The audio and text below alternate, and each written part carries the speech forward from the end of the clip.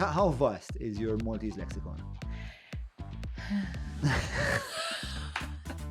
Well, Malta's pretty blimmin' awesome, isn't it? I was a teenage girl. I was going through some really challenging times with family. You know what I really want to do for my birthday? I want to run the London Marathon. Mux tajba, Hobza, Wahda, Qalbi. That was it. That was the beginning of the Trudy you know now.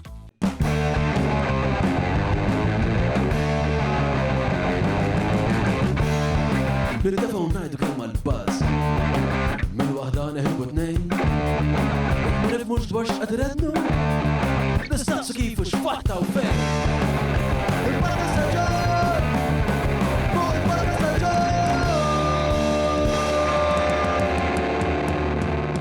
Mela, tlaqna. Merħba l-episodju tal-podcast, illum għandi il-ħabiba tiegħi Trudy Kerr fl-studio. Maħa ħanitħadet dwar il-karriera tagħha xandara, għandha podcast li jismu The She-Word, The Interviewer, u insomma, x'tuna proġetti tagħha, però ħanitħattu wkoll fuq il-biografija tagħha li hija waħda miżawda diffikultajiet u reżiljenza. Trudy hija waħda minn dawk il-persuni li jien vera nammira. Biografija li ma titwemminx, insomma, segwu mhux se tkunu disappuntati. Qabel ma nibda nfakkar li hawn numru ta' azzjendi li lna jgħinuna biex dan il-podcast inkomplu nwettquh dawn huma il-Browns permezz tal-Gut Health, grazzi l-ISS, il-Maple, Apex Media, grazzi l-Kutriko, Wellbees.mt, ningrazzja l-Garmin, kif ukoll il-Vini Capricci, sa jerġa' jidħol l-istaġun tal-Jericho, tal-Lost Distillery, grazzi kbira, il-Vini Capricci huma azienda li kull ma jażlu huwa ikkurat għalikom. Bla dubju, waħda mill-azzjendi fini ta' dan il-pajjiż. Mela, patreon.com/John Mallija, jekk tixtiequ tappoġġjaw dan il-proġett, tkunu hawnhekk prezenti magħna fl-istudio, tiġu għall-avvenimenti li tkunu source ta' support għalina. Fakar għatu like, subscribe, komplu magħna sabiex dan il-proġett ikompli jikber kif qed jagħmel. Dak kollox minn tiegħi, ngħaddu issa jien u Trudy Kerr. So we didn't offer you coffee. We did give you some soft drinks. You offered me donuts, I think, as well. No, I did not offer you donuts. It's that delinquent bride behind me. That horrible that horrible variant of human that you call a running mate, who's like really been insistent on your attendance. In case anyone that knows the podcast, familiar with the podcast, we're obviously talking about Adrian Camilleri, aka the man with 15 lives, but we'll get into that another time. So, Trudy, first of all, I'd really like to underline how good you are at your craft. I was really surprised, I guess is the word, or just, well, yes, I was taken by surprise. The first time we sat down and you interviewed me, the way you commanded that interview and the reflections you made me kind of consider in real time was something that stayed with me for weeks. There were moments in my story that I hadn't really thought about in such a long time, and the type of questions you were asking made me write endless paragraphs in my journal. So anyway, well done. Thank you. You're really good at your job. Thank you. You're really good at your job. How did you get that good at your job? I've probably done about maybe 3,000 interviews. So I started in radio on One in 2013 with an interview show, 2 interview shows. Okay. I then went on to television. What kind of interviews were you doing on One? Oh, well, do you know the very first show that I did on One was with a pop star who'd come to the islands, Trevor Guthrie. Used to be in a boy band, Canadian guy. Okay. And I had never done radio before. I'd never had my own show. And he just happened to be here. And he'd come out with a song, oh my word, with Armin van Buuren. Okay. And it was a big hit. And I'd been listening. I'd just come back from Australia and I'd been driving across Australia and I'd been listening to this song over and over and over again. And it just so happened that he was in Malta. Right. And I contacted him and I said, can I get you on this show? And he said, yes, fool, because I hadn't done it before. And so I sat down and so I started off with him. But I've interviewed prime ministers, presidents, pop stars, football players, all sorts of people from all walks of life. I've had a very, very, very fortunate career to do that. Are you the type of person, though, like in social circumstances, to also be a bit like inquisitive? I am extremely inquisitive. And I'm a bit nosy. You want to know if I'm nosy? I'm nosy. That's what it is. But you know what it is? When we sat down and we had that interview, Yes. your story, I researched you and I looked into your story a little bit and I started to unpack that. And I looked at your past and I'm like, oh my good grief, there's like 100 questions. Suddenly you just want to ask so many questions. And it's that curiosity because every single person has a story. Yeah. And you certainly have a story, and yours is certainly what Joseph Campbell would call a hero's journey. You've had many trials, and I'm really keen on sharing your story. I heard your podcast with Pete, of course, but that's wild. You had like some really testing more, and you know, from knowing you before hearing all of those stories, I would have never told, because you're always very cheery. But maybe that's why you're so very cheery, because you've just been through so much. I think so. I think when you've been to an extraordinarily dark place, Right, and you're not entirely sure at that time whether you're actually going to make it, you're kind of grateful for everything that you have. Speak about gratitude. You've just become a multi-citizen. I have. So break out into song, isn't it? After 18 years. I swear it's so much fun, man. You are so much fun. Okay, so tell us about your great drive towards becoming Maltese. Okay, well, I've been here 18 years. Fantastic. I came on a boat with a man in originally 2005, and I moved here in 2006. I fell out of love with the man and the boat, and they both left, and I decided to stay. And I have went through various areas of careers here, and really became. What compelled you to stay? Well, Malta's pretty blimmin' awesome, isn't it? There's a lot. Yes, there's a lot that's pretty fantastic about it. I agree. Absolutely. Yeah. If you take away everything that's troubling us right now, and you strip it back, and you go for a walk in Maestral, on a Saturday morning, and you overlook Golden Bay, or you go for a run, or you take your dog out, or you walk through Umjar, because I've just moved to Umjar, and the men are there like, hey, talfenik, you have a talfenik, and they just talk to you. They just want to chat to you. Yes. I mean, that doesn't happen a lot of places in the world. Sure. When I came in 2005, first thing I did was I went to Camino. I dropped anchor. I swam for 3 days. And I fell in love with the country. I absolutely fell in love. And so there was no choice for me. I was going to stay. By that point, Malta had become my home, and I had no intention whatsoever of going back to the UK. However, I'm very, very aware that I've been a guest and probably always will be. I try to take that on board. So when I've been in villages like Gargur, which I spent most of my time in Malta living in Gargur, and made it a point of going to the little ladies and asking them, listen, do you want me to get something for you? Can I get something for you from the village? And learning Ilodwa Taiba, Ileli Tayeb, the old Maltese, so that I could really talk to people and be part of the community, which I think a lot of people that come to Malta, they miss out on that. And so... What do you get out of being part of the community? What does that give you? Look, we talk about integration. We talk about acceptance. You are never going to be accepted in a community unless you make that effort. Right. You can, as a foreigner, sit on the outside and you can enjoy Malta and you can enjoy the beaches but you'll never understand the culture, and you'll never understand what drives Maltese people and the way that Maltese people are. I mean, you're talking about somebody who's come from the UK. So if you're going to be on time, you have to be 5 minutes early. Right. And that was a whole lesson when I came to Malta. And driving and all these sorts of things. So to understand, if you really want to be part of a country, if you really want to be part of a community, you have to make the effort.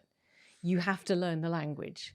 You have to really put yourself out there. Were there anything about the Maltese community, or perhaps the Maltese personality or disposition, that kind of not shocked you, but perhaps that you weren't expecting?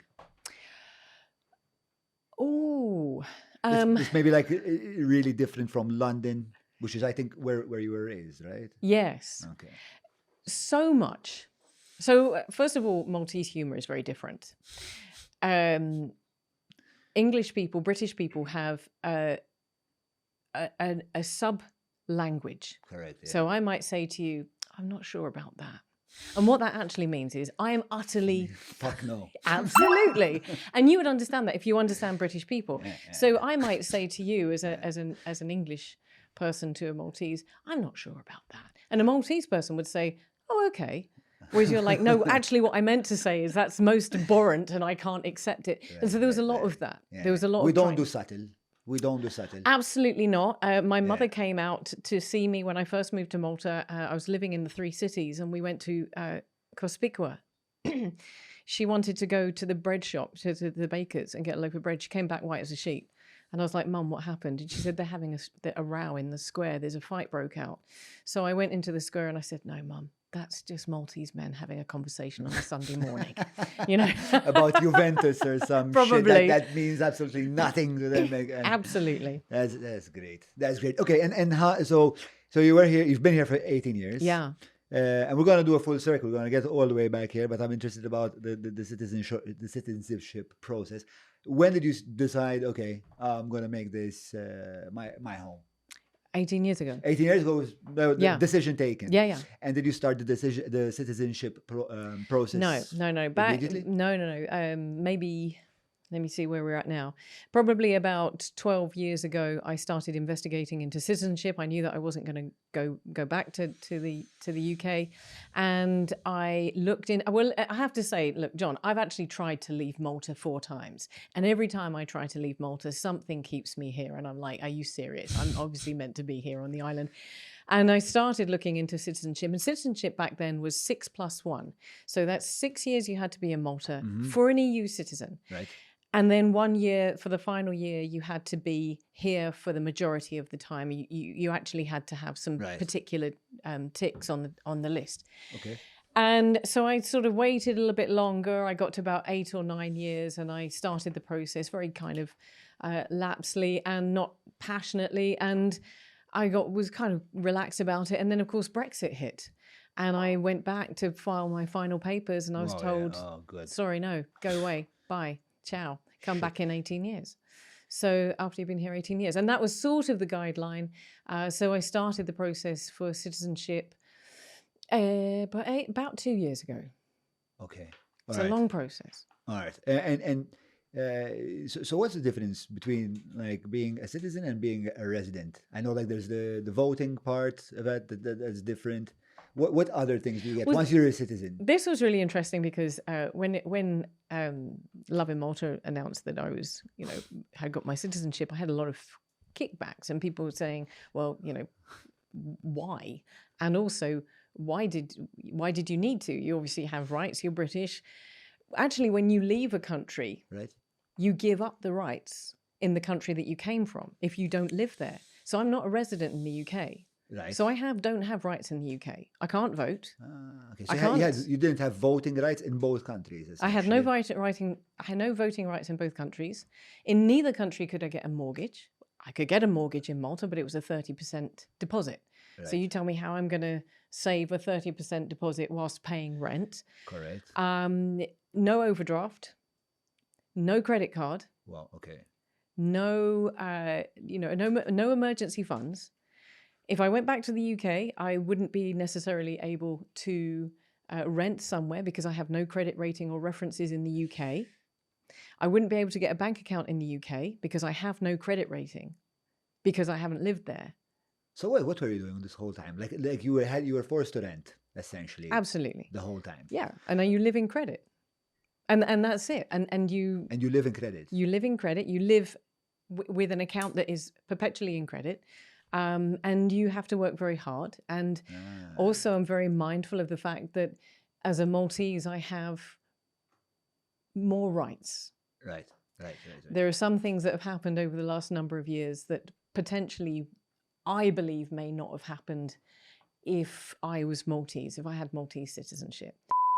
Biżjed minn 20 sena esperjenza ISS joffru għażla kbira ta' dwal plug-ex switchijiet u aċċessorji elettriċi ta' kwalità li jgħinuni nsib dak koll li għandi bżonn għal dari u għal familti, żuruhom ġewwa x-showroom tagħhom l-imrieħel jew nkella fuq ess.com.mt. Let's start I guess from chapter perhaps not 1. I'm kind of interested in your teenage years. Yeah. So one thing that you mentioned on Pete's podcast was that you had certain issues related to anorexia and bulimia, and you said you were shuttling between one condition and the other. So first of all, I guess we should give people some definitions. Perhaps they don't know the conditions.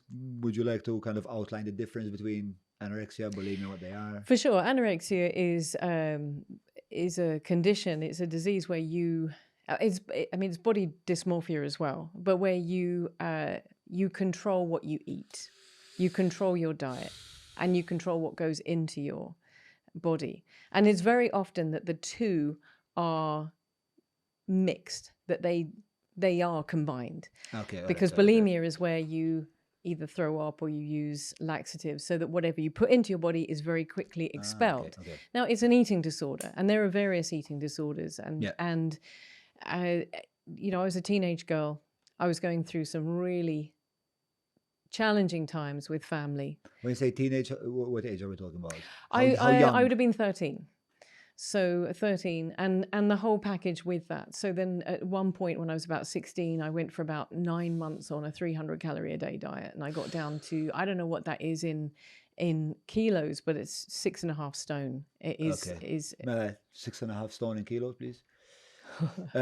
Okay, yeah, because that's not a metric that we're used to. If it was pounds, I know it's like division by 2.2. Well, that's 14 by 6 plus something. You do the math. So it's 41 kilos. Jesus 41 Christ. kilos, yeah. Okay, all right. So that I was quite unwell. Yeah.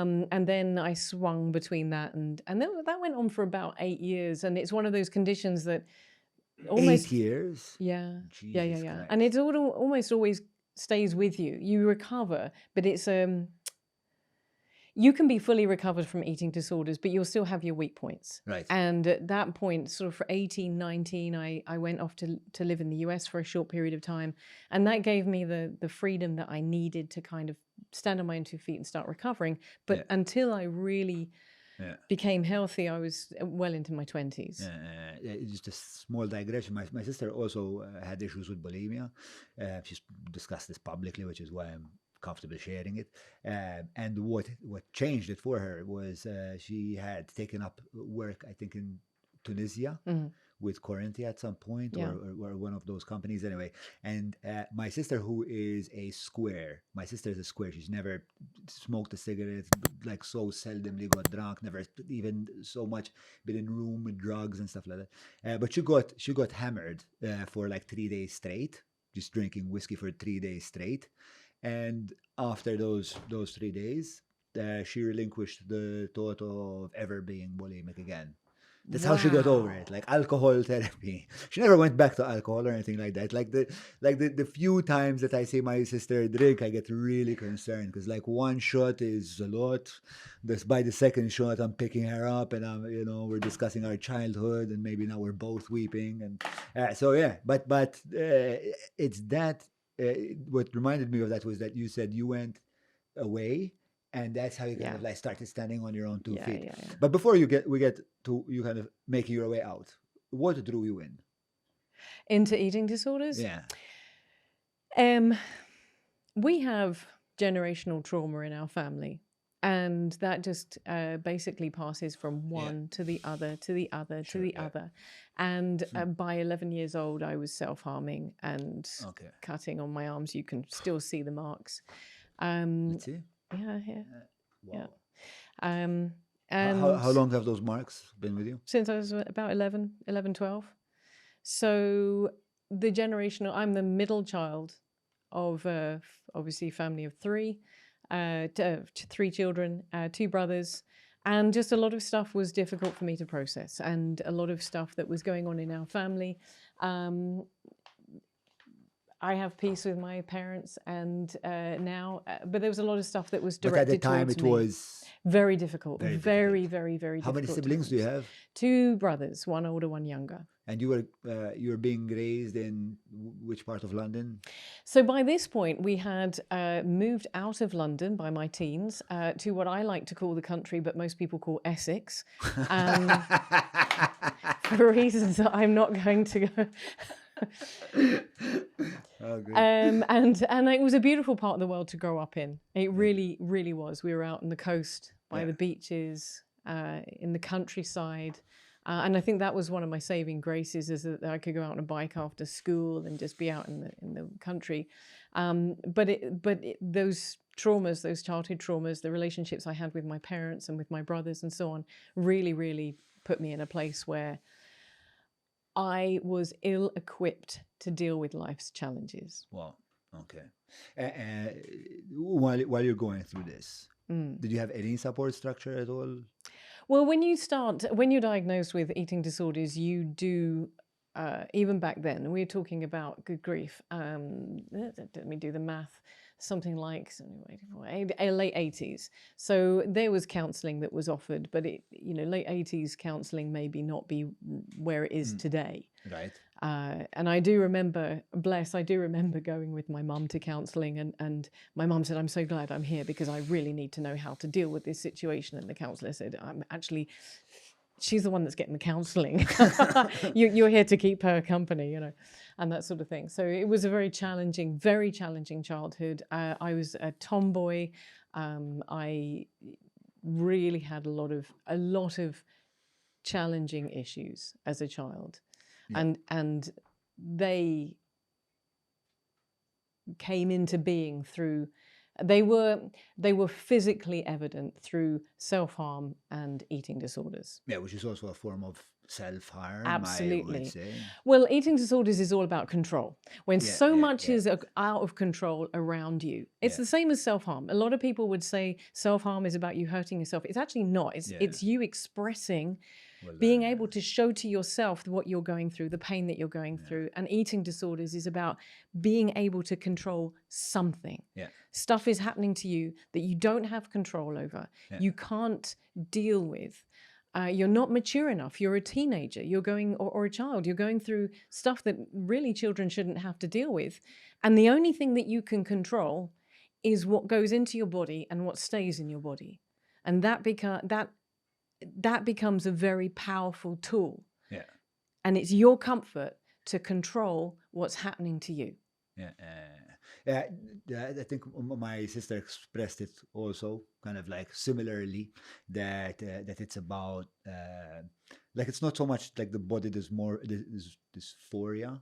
Was it dysphoria? Right? Did I say dysmorphia? Dysphoria is what I meant. Yeah. What dysphoria is the right term dysphoria. For it. It wasn't so much that because at a point, like, you just become so skinny, it's not even attractive. It's more of everything in my life is all over the place. At least I can get this, under some sort of some semblance of control, and I can exert some control in life, and it becomes very addictive. Hugely addictive. Yeah. You can control at least that part. And did your parents kind of? I know you said like they had a difficult time kind of understanding, but was there any intervention? Because 8 years is a long time. Or anyone else, maybe not a parent, maybe a friend, a cousin, a grandparent. I remember. I was probably about 13 or 14 years old, and my godfather. Now, I'm Protestant. Sorry. So when I say godfather, I mean a parent, a family friend who back in the day when you called every family friend uncle and aunt. This was my Uncle Ron. He passed away, unfortunately. But I remember sitting there one day around his house, and there was a youth group there, and he looked at me, and he looked at my arm, and he said, "What's going on?" And no one ever asked. Fuck. But this is the 80s, and this is the 80s in the UK. Yeah. And I said, "Nothing, I had an accident." And he said, "Are you sure?" And I said, yes. And he said, listen, if you want to talk about it. But that was the only conversation. That was the only conversation. And you didn't pursue it? No. What did you No. feel when he asked you that? Seen. Yeah. Seen. And I think that's probably why what I'm doing right now is so important. Did you realize that's what you wanted, to be seen? Yeah. And you knew it. So you consciously knew it before he asked you that. Look, my school friends, my kids, the friends that were my age knew what was going on. Okay. But they're my age. I mean, how are they going to tell me how to navigate through this incredibly difficult time? But adults, you look to adults for certain qualities, for certain attributes. You look to adults for guidance, for comfort, for love, for unconditional love, for discipline. Yeah. You know, if there's an imbalance of what you get, then your perception of what adults and people of that age are for and what they represent is very misguided. Yeah. So my interpretation, when somebody actually stopped and took care and said, is everything okay? Right. And it was just because it was just up my sleeve, just a little bit like this. And he just saw the scratches all the way down the arm and he just was like, are you okay? Yeah. And the answer to that was no. But I think there was a little bit of, you know, if I tell him what's going on, he's my mum and dad's best friend, you know, what's going to happen? Is there going to be am I going to get in trouble for this? And you know, is there going to be repercussions? Right. The reason I ask it like this is because when I was acting out, I did realize it was essentially it's hard to say cry for help, I guess, because it doesn't sound manly, I guess. But yeah, essentially it was hard for me to accept that this was me trying to get attention from the adults. So I'm wondering if there's kids that are listening that are going through kind of this kind of chaos, and because what I thought was just like, this is what life is. It's just chaos. It's just like over the top, and maybe in your case you thought that this is the way things are, and you never kind of sit down to ponder, well, is this me just trying to get someone to ask if I'm okay? Is this it? You know. Look. This is something that I've learned at about 45 years old that I missed out on for the first 45 years of my life. Wow, okay. And that was that your gut is never wrong. Your gut instinct is always right. Whether or not it's an easy gut instinct, whether or not what it's telling you is easy to take. But my gut instinct when I was a child, when I was a teenager, is that there was a lot of things around me that were not quite right, that were not right at all. Right. But as a young person, as a child, you're trying to navigate. If somebody's telling you how much they love you, but acting out in a different way, Right. then you have those two completely different narratives going on in your head. And as a child or as a teenager, you're trying to work out what that is. And if you know that something is wrong, if you know that things are going on in your life that are just not quite right, that are not powerfully incorrect, but you've learned to override your gut. That is what you learn. Yeah. And in my case, I didn't unlearn that until I was 45 years old. Jeez, okay. So even when this is happening, I don't even know. I'm in this confusion of saying, why is this going on? Why am I feeling like this? Why am I being told one thing and experiencing something else? Why is that happening? Yeah. Well, I must be wrong. I must must be wrong. Right. And right. but in your heart, you know you're not wrong. And just self-harming or eating disorders is an expression of something is very, very wrong.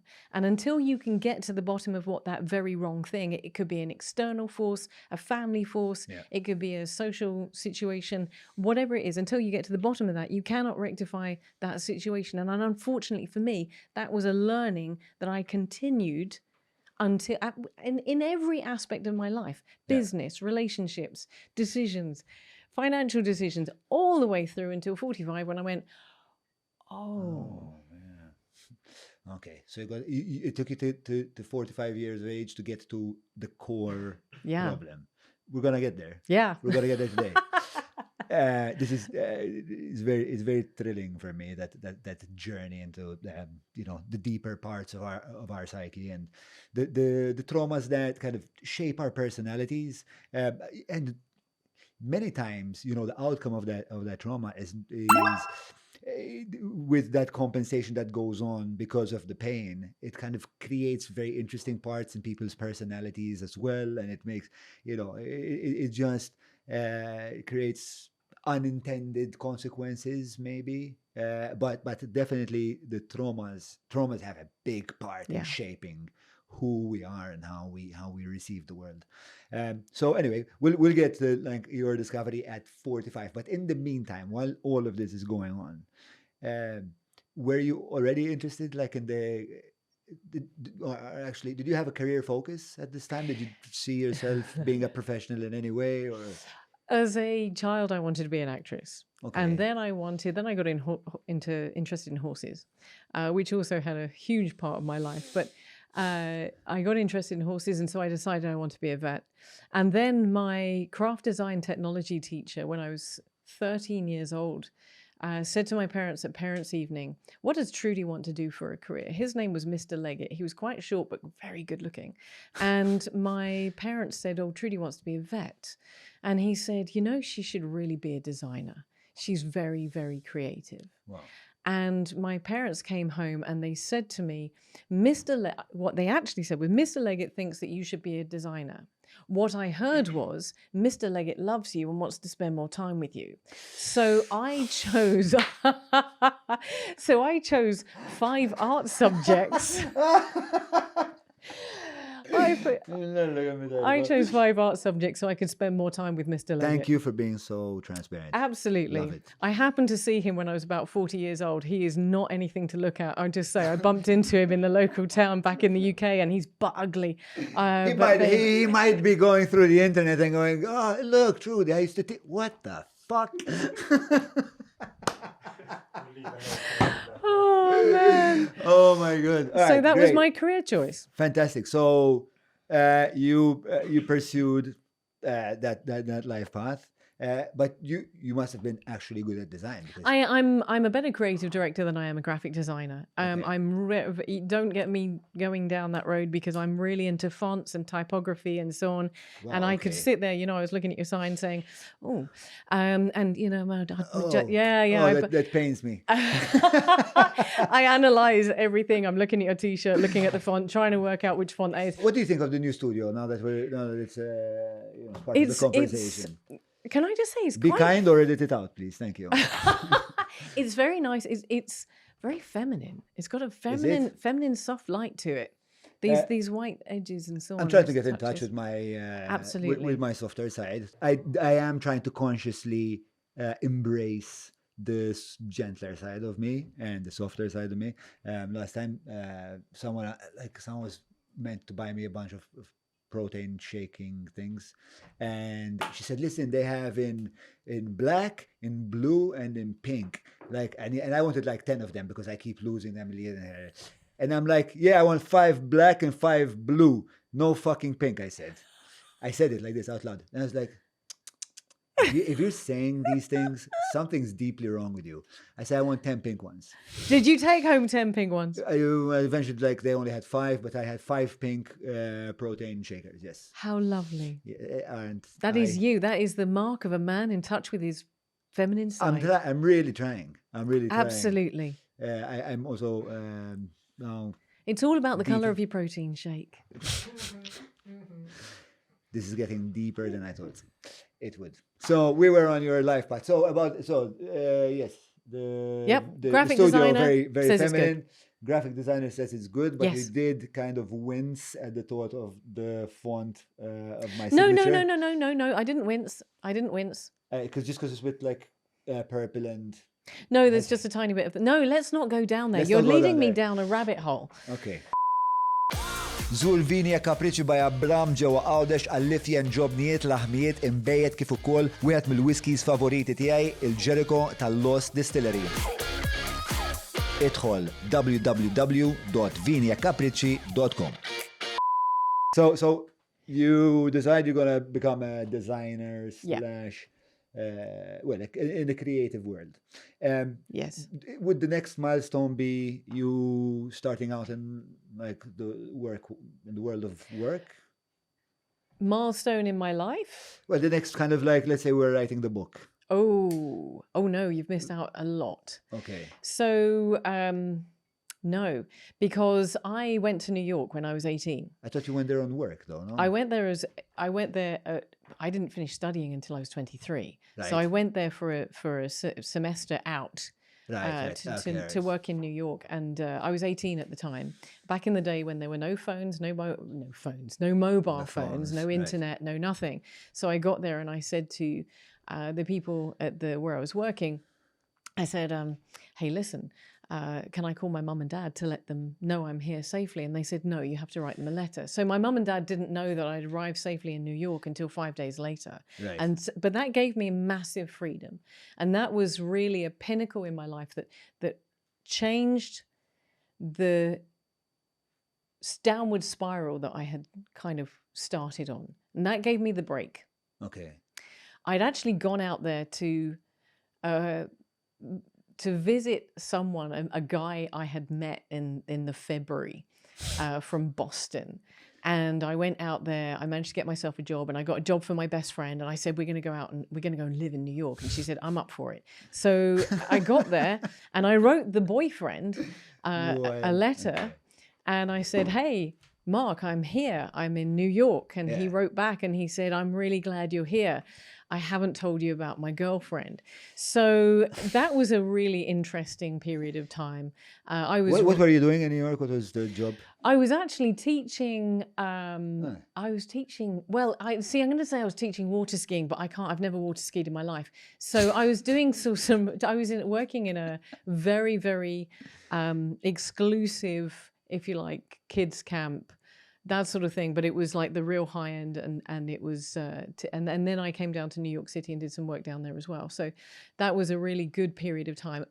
So it's nothing to do with the design. You mean. Nothing, absolutely nothing. It was nothing. all to do with the boyfriend. The only reason I was there was because of him. So second large life choice is again tied to a boy. This time not Mr. Leggett. I love the fact you remembered his name. Second life choice is a series of very bad choices because I came back from the US and I then bumped into what became my husband. Right. So that was I was 18 then. Yeah. And that sounded like when I heard you talk about it with Pete. I keep referencing Pete. Yeah, hi, but Pete. Anyway, definitely you should listen to that podcast. Pete's a wonderful guy. We love him. It does feel like that was the first time that got really dark. Unless I'm in anorexia and bulimia, so. Well, there's a. I come back to the fact that I was ill-equipped. I was ill-equipped from an early age to make good life choices. Yeah. And the ex-husband was definitely not one of those good choices. Of course, yeah. So, yeah. Okay, so how did you guys meet? I had met him when I was 15. We dated for 3 weeks. Right. He was 7 years older than me. And I met him at church. Okay. And I met him then again at church when I was 18. So he would have been... What is that? 25, 26. Yeah. And we dated, and I was in the country, and there was sort of a protocol of how these things worked. So you would date for 2 years, get engaged, then you'd be engaged for a year, then you'd get married, and then you go through that whole process. And we're talking about the 90s. Right. So all of that was what was forecast ahead of me, with obviously studying and work involved in that as well. So right, and so you meet this guy in church. Yeah, you fall in love. Were you in love? Fell in love, and dated, and got engaged 2 years later. Exactly 2 years later. Okay. And then 6 months after, 6 months or 7 months, I found out that he had obsessive compulsive disorder with prostitutes and phone sex and so on and so forth. Right. So at which point I went off to Australia. Was he still engaged in that while he was in the relationship with you? It started when we got engaged. And prior to that, Prior to that, I don't know. If there I was. really don't know. Okay. And I feel quite free to talk about him because he's in a different country and it's very unlikely. This is the internet, Trudy Kerr. That's true. You are also, you know exactly how this works. Trudy Kerr. It's just a link. Yeah, here, just having a chat about Yeah, it. no, that's, yeah. Yeah. So the guy starts having like this compulsive disorder. Yeah. Or did you know he had an obsessive compulsive disorder? Not at all. Not at all. Not You couldn't at all. tell nothing No. about his personality. No. Look, in fairness, he was still living at home at 26. Now, that might not sound like a big deal here in Malta, but in the UK, that is quite a big deal. Nuts, yeah. And he would come home, he was working in London, Right. and where we were in the country was about 2 hours drive away. So he was driving up and down every day, and he'd come home, and his mum would have his dinner ready for him and all sorts of things. And it was just kind of a little bit strange. But again, I have to say, it was the 90s. Right. So these were different times. Yeah. And I remember thinking, I remember very clearly thinking to myself, is this the path that's going to be laid out for me? Is this what I'm expected to do? I'm studying graphic design. I'm doing a graphic design degree, having a really good time. That's a whole different story. Damon Albarn from The Blur, his father was my tutor. You know, we used to go around his house for parties and Blur would play. And we were having a great, great time. But I was also studying from home. So everything that I had been facing was still around me. I was still just dealing with it in a different way. And along comes this guy and we fall in love, or I thought we fell in love, and everything looked really rosy and lovely and wonderful. We get engaged, and then I'm going out to Australia for the summer. My best friend is out in Australia. I have a semester break. I decide I'm going to go to Australia to see her. And I'm around my ex-husband had bought an apartment by this point, and it was being done up, and I went round and I found the phone bill, and I'd been calling my friend in Australia a lot, and I said, okay, look, I'm gonna see the phone bill, I'm gonna surprise him, I'm gonna pay it. And I opened it up and it was £700 for 3 months, and that was shit. you know, I was and I won't go into all of the kind of, because we could be here forever, the unraveling of what happened, but basically everybody kind of went, no, you're on your own with this one, Trudy. And there Why were you abandoned? by that? because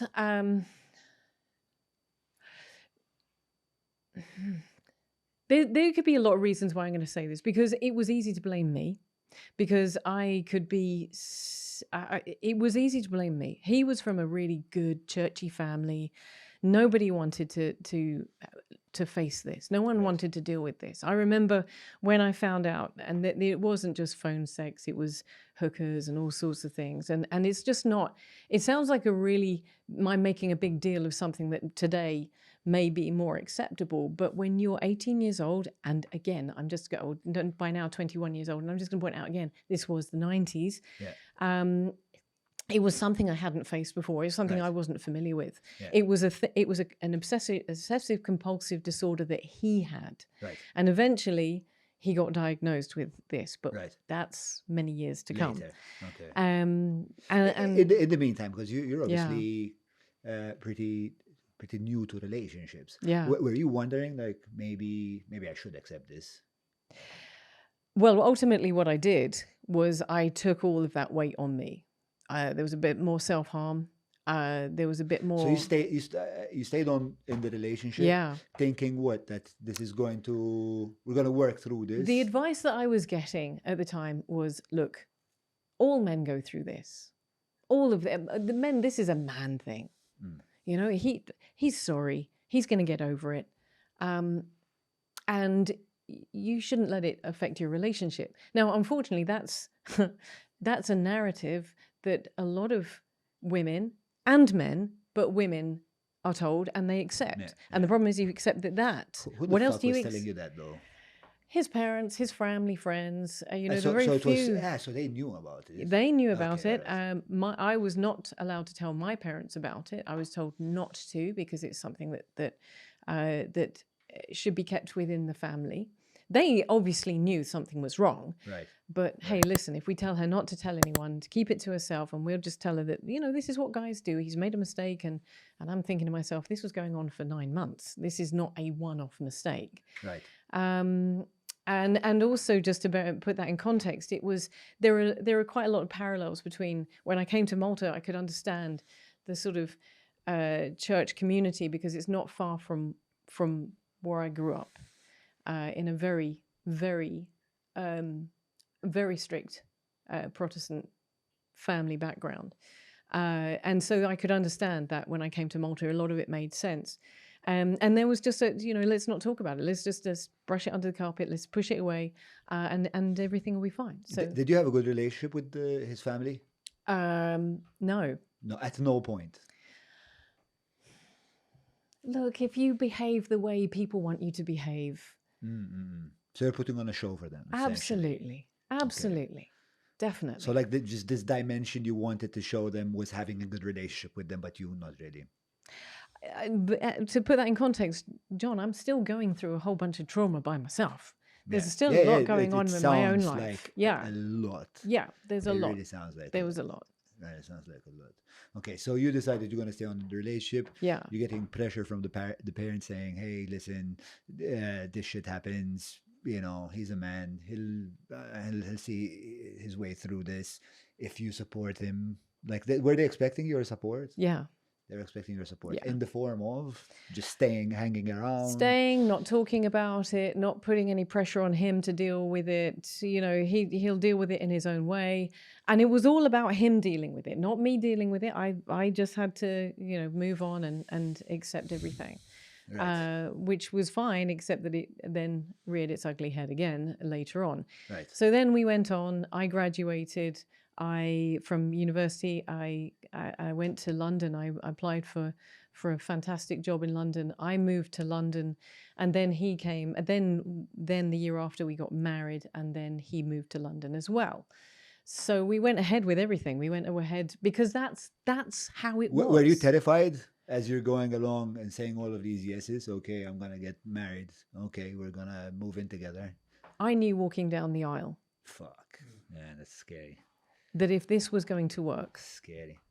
it was all down to me. I knew that it was the wrong decision.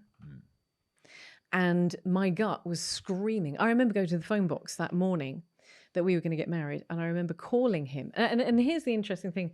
It wasn't just an emotional or mental manifestation. I also had really long hair. And 6 weeks before we got married, I cut it all off. I was screaming, I know this is the wrong thing. Yeah. And if one person, I say to this day, if one person had said to me, "Hey, Trudy, do you really think you should be doing this?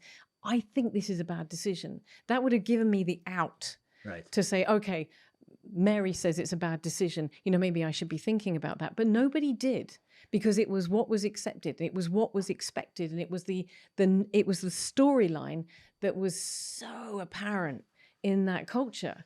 And so we went along with it, And I just today, actually, somebody said to me, if I think somebody's in a bad relationship, should I tell them? Hell yes, you should. Absolutely, you should. You might lose their friendship. Yeah. But if you don't, you will feel like I felt when everybody said, "Oh, we didn't think it was going to work." When we broke up after some very painful experiences. And I said, no, you don't have the right. You do not have the right to tell me you didn't think it was going to work if you didn't have the balls to tell me that I shouldn't be doing it. Yeah. Because I was just a really messed up 24-year-old then, who wholeheartedly wanted this to work. I really wanted this to work. I really wanted everything I had invested in to come to fruition, to be the relationship that I deeply, deeply longed for. But I didn't, obviously, wanting it and having it is not the same thing. Yeah. And I think all too often people want that relationship because it's a deep human yearning to have. They figure out that, there's another person in their lives that, it's another human being. So why not have the relationship with that human being? But sometimes that other human being is just not ready for a relationship. You know, maybe they're broken some way. Maybe they have their own shit to deal with, and just getting into that kind of level of commitment with someone can be a very dangerous thing. Yeah. Can be a dangerous thing. So how are you dealing with it? Like, how were you dealing with it at the time? Is this when you started drinking, maybe, or? Well, social drinking is part of British culture. You finish work and you go to the pub. Yeah. And when I was at work, for instance, I had this fantastic job in London. Our clients were Mars Confectionery, British American Tobacco, Seagram's, Diageo, Jameson Irish Whiskey, Glenlivet, Glenfiddich, Guinness. We were surrounded by fags, booze, and chocolate. Wow. It was amazing. So I moved to London, and just as a very sweet side story, that I went for an interview. I got this job, but I'd gone to interview with a friend of mine who had been applying for the marketing assistant at the Royal National Theatre, and I would come home and bring the chocolate, the booze, and the fags, and he would bring home Ian McKellen or Lily Savage or Graham Norton, and I'd walk into the lounge and I'd be like, oh, look at that. That's nice. We've got a celebrity in the house today. That's lovely. So that was fantastic. That first year was one of me being in London before I got married was fantastic. It was such an incredible adventure. And that is part of the problem, is that, of course, in the UK, the smoking, drinking culture at that time was just totally acceptable. Yeah. So I was smoking 30 a day and drinking, as you do, as British people do. You sort of start at 5:30 and then get everything in before last orders at 11 o'clock. Yeah. I mean, the drinking and smoking culture was the same here.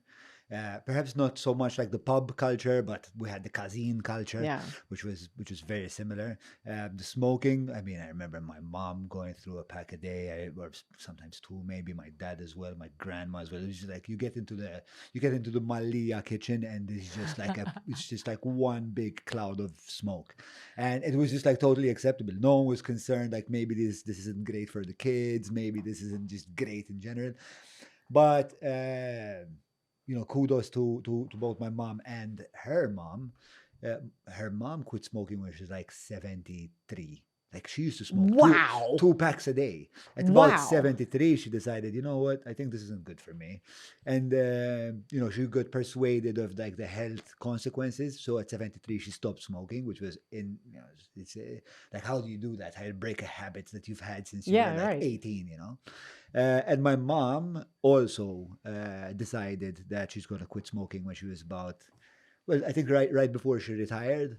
And she also successfully did that. But as you said, it's part of the culture. Like, you don't even realize. It's just like, because you're continually comparing your habits to everyone else's. Oh, everyone does it, so it can't be. Yeah, exactly. Can't be that grave. So anyway, the professional life though sounds like it was exciting. It was really exciting, except that whilst I was working in London, there were 2 recessions. And if you haven't lived through a recession, it's very difficult to describe what it's like for suddenly you go into work and the entire company is sent home.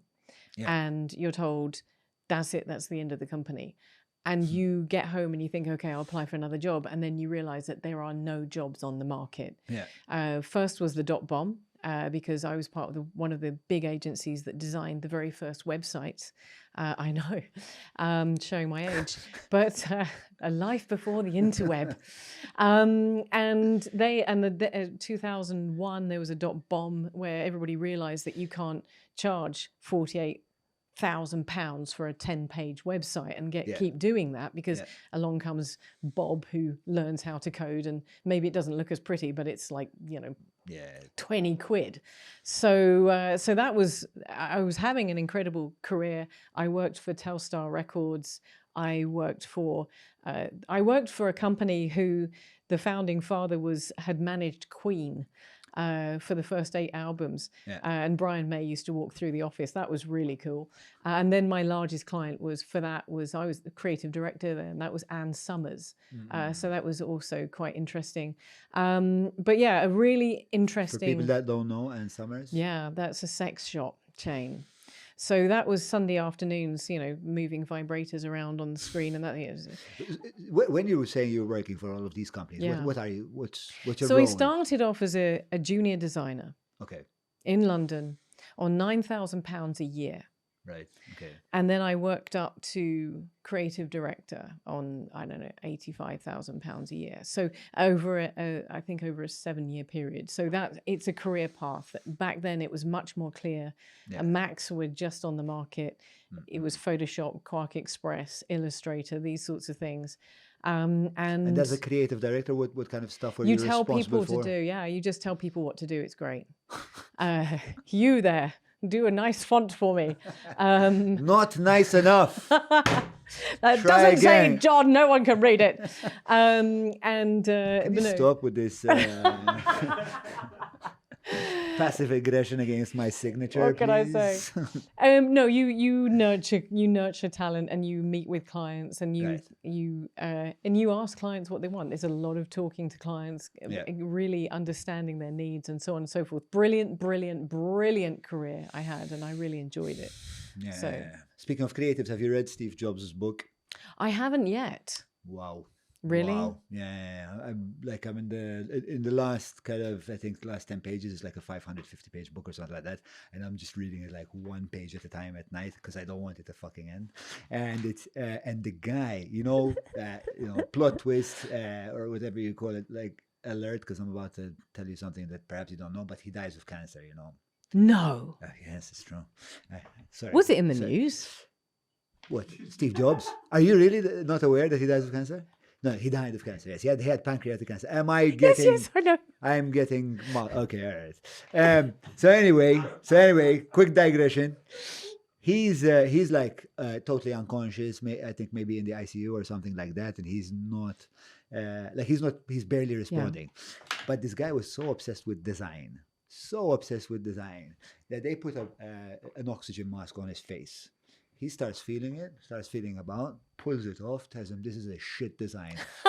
Come back with 5 designs and then I'll wear the one that I like. And he throws it away. Jesus Christ, the guy's half dead, Listen, I bought my first Mac in 1992. I bought an LC2, it was called. It cost me £1,000. It had a 9-inch monitor. It had a 40 megs hard drive and 4 megs of RAM. And I was the coolest For sure. girl in the studio. Yeah. Because Mac was always that. I think my father was actually also the first person in Malta to own a Mac. Because he was in design as well. My dad was, they had an advertising agency, this and that. But yes, definitely a fucking super, very inspiring. I know it sounds like platitudinous, but it's a very inspiring book. This. Can I just tell you, every time I see you, John, you give me about a dozen books to read. Okay, and I have a Kindle that is full of these dozen books to read, and every 6 months I'll sit down and read one of your recommendations. Awesome. So now I think we should really open a podcast book club. I really want to do that. I'm taking credit for that idea. I gave that to you. None of it was your idea. What the hell? Yes, absolutely. That was my idea. Okay. I'm quick. Someone license that for me. We'll share it for the he word somehow. We'll bring that into the fold. We can do that. We'll explain what that's going to be. Not in a short while. In a while. It's going to take a while to get there. So okay. Let's go back to the relationship. Are you still in how long did it take for you to get out of the relationship, and then what happened to your life? Do you want the the gruesome details, I should say, All not the of them. groovy details? Okay, so career was going quite well. My ex-husband was living in London with me, and he was working for a company that back in the day that sold stationery, paper clips and stuff like that. And he ended up getting moved across to a department that sold copier machines. Right. Now, my ex-husband was a terrible salesperson. I mean, really bad. And he never really made... And this new job was quite a lot on commission. But it didn't really matter because I was bringing home a lot of money. I was doing really, really well. Did that make the relationship better or worse? Look, our relationship was not a good relationship. Okay, It so was regardless like, of yeah, it was a bit like living with your brother, because his behavior had really killed the relationship. We'd never grown trust again. right. And we got married, and after the euphoria of being married, as I've seen in other couples, after the euphoria of being married, getting married and honeymoon, after all of that, you're in reality. And the reality wasn't particularly pretty. Yeah. And we were sort of hiding that by a lot of socializing with friends, going to the pub, mixing with a lot of people. But things had started to really crack in my books. And I could see myself hanging on more and more, hanging on by the fingernails and just trying to keep this in check and happening. And this man that he worked for, his boss was a guy called Chris. I have no idea what his surname was. And Chris was a womanizer. And I already knew that. The first time I met him, I didn't like him. And there was something about him that just wasn't pleasant. He was really smarmy and creepy. And I was like, okay, I'm not happy about you spending time with this person. And one Thursday afternoon, I get a phone call. And my ex-husband says to me, Trudy, I've landed a big deal, which was quite a big deal because he was terrible at sales. And so he said to me, Chris and I are going out to celebrate. He said, I'm going to be home late. He calls me, and we're living in London at this time. And I have to say, a really awful part of London where you really had to run from the station to your flat if it was dark because there was a large... What's the name of the area? It was Tulse Hill, West Norwood, Tulse Hill, south of Brixton, in the real Badlands. And he said, I'm going out with Chris. And I said, okay. And then he calls me about 10 o'clock and he said, Chris and I are staying in what's it called? The red light district of London. And he said, King's Cross. Okay. He said, we're staying in King's Cross for the night because we're going to carry on partying. And I was like, okay, King's Cross is just a cab ride away. Yeah. But they decided they're going to stay in a hotel. So I was thinking, okay, this is a bit weird. Yeah. And the next day I get a call and he's a bit hungover and they've stayed in King's Cross and I'm okay, how are things? And this was like just when mobile phones were really sort of just started. I had one that was about yay big, you know. And he then went to work and with Chris. And then the next night, this is the Friday night, I get the call, we're going out again. We're really going to celebrate. This is a really big deal. And we're staying in King's Cross. And I was like, come on, please. That this is not okay. Because I'm already thinking King's Cross, he's out with a known womanizer. He's staying in King's Cross. Something is not right here. This is just not adding up. And he went out. And the next day, I didn't hear from him. And the next day, about lunchtime, I'm getting on my motorbike to go and see my best friend. And this was a moment that if I could go back and I could say, Trudy, don't get off the bike. I would just stand there and just grab her and say, don't get off the bike, just go. Because I got a call from him and I'm on my way to see my best friend. He hasn't come back. He hasn't been in touch. And he calls me and he says to me, we're coming home. I said, what do you mean we're coming home? He said, me and Chris are coming home. And I said, you're not bringing that. Why are you bringing him to our house? He said, well, we're going to watch the rugby and then we're coming back. And I said, you're not coming back to our house with that man. I said, you've been out for 2 days, whatever, that's up to you. But you're not bringing him back to our house. And he said, I'm begging you. How do I explain to my boss that he's not welcome in our home? And I said, it's very easy. You tell him he's not welcome in our home. And he begged me. And I got off my bike. I put the bike away and I sat and I waited. And when he got home, he said to me, look, I'm really hungover now. I'd really like you to take him out for dinner. And I said, come on. I mean, seriously. Did you take out the boss for dinner? The boss for dinner. Okay. And he said, look, my career is riding on it. Now, bear in mind, he didn't make a lot of money and I was making money, but that was getting spent pretty quickly. I then said, okay, all right, look, I'll do this one thing. We went out. It was the most awkward Chinese meal. Oh, that I could imagine. It was just very weird, and he was very smarmy and slimy. And lots of people are going to say to me, well, why did you do it? Because in the moment, you think that the person that you're with, you love them and that they love you, and they're asking you to do this. You trust them. You think that they're putting you in a safe situation. Yeah. I came home. He'd promised his boss that he could stay at our house. I walked in the door. My husband locked the door, and he locked the bedroom door, and he locked himself in the bedroom. And I can't tell you exactly what happened because I don't have full recall, but I know that he raped me. His boss raped me in my house. And I lost a lot of this information for a number of years, and I'll explain what happened. And the next morning, I mean, it was my husband had locked the front door, so I couldn't leave. And he'd locked the bedroom door, so I couldn't get into the bedroom where my husband was. Jesus, okay. And so the next day, and then on in, I started to really spiral. I thought everything was okay, and a lot of that, the following 5 days was lost to me for 15 years. I had no recollection of what happened for 15 years. And I know that I went to the police, that I reported it. I know that I took the responsibility because I had no recollection of what happened. I knew what happened, but I couldn't remember what happened. And then a lot of the information was lost. The memory loss is born of it being a traumatic experience? I suspect there's two things. I suspect that there was some sort of substance involved as well. But there was definitely memory loss from trauma.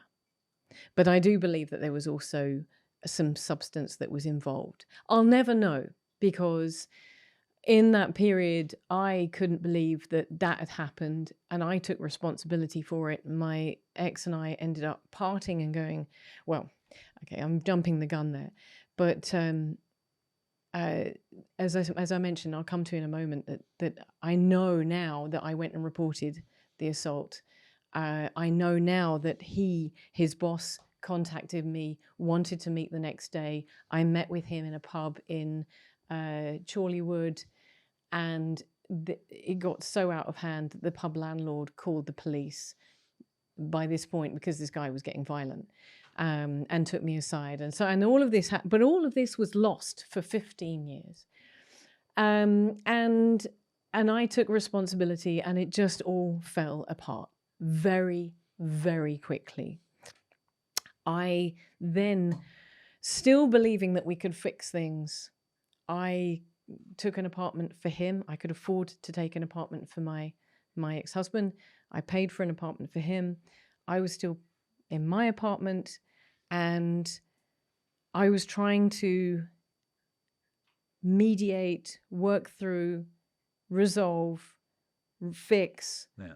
But unbeknown to me, he had reverted to the behavior of the engagement. So he started sleeping with prostitutes, and a whole bunch of really very, very disrespectful and harmful behavior, to the point where my brother, bless his cotton socks, came and stayed with me for 2 weeks because I was getting pimps coming and bashing down the door, my door, because he'd given them my address. He hadn't paid for his services, and he was...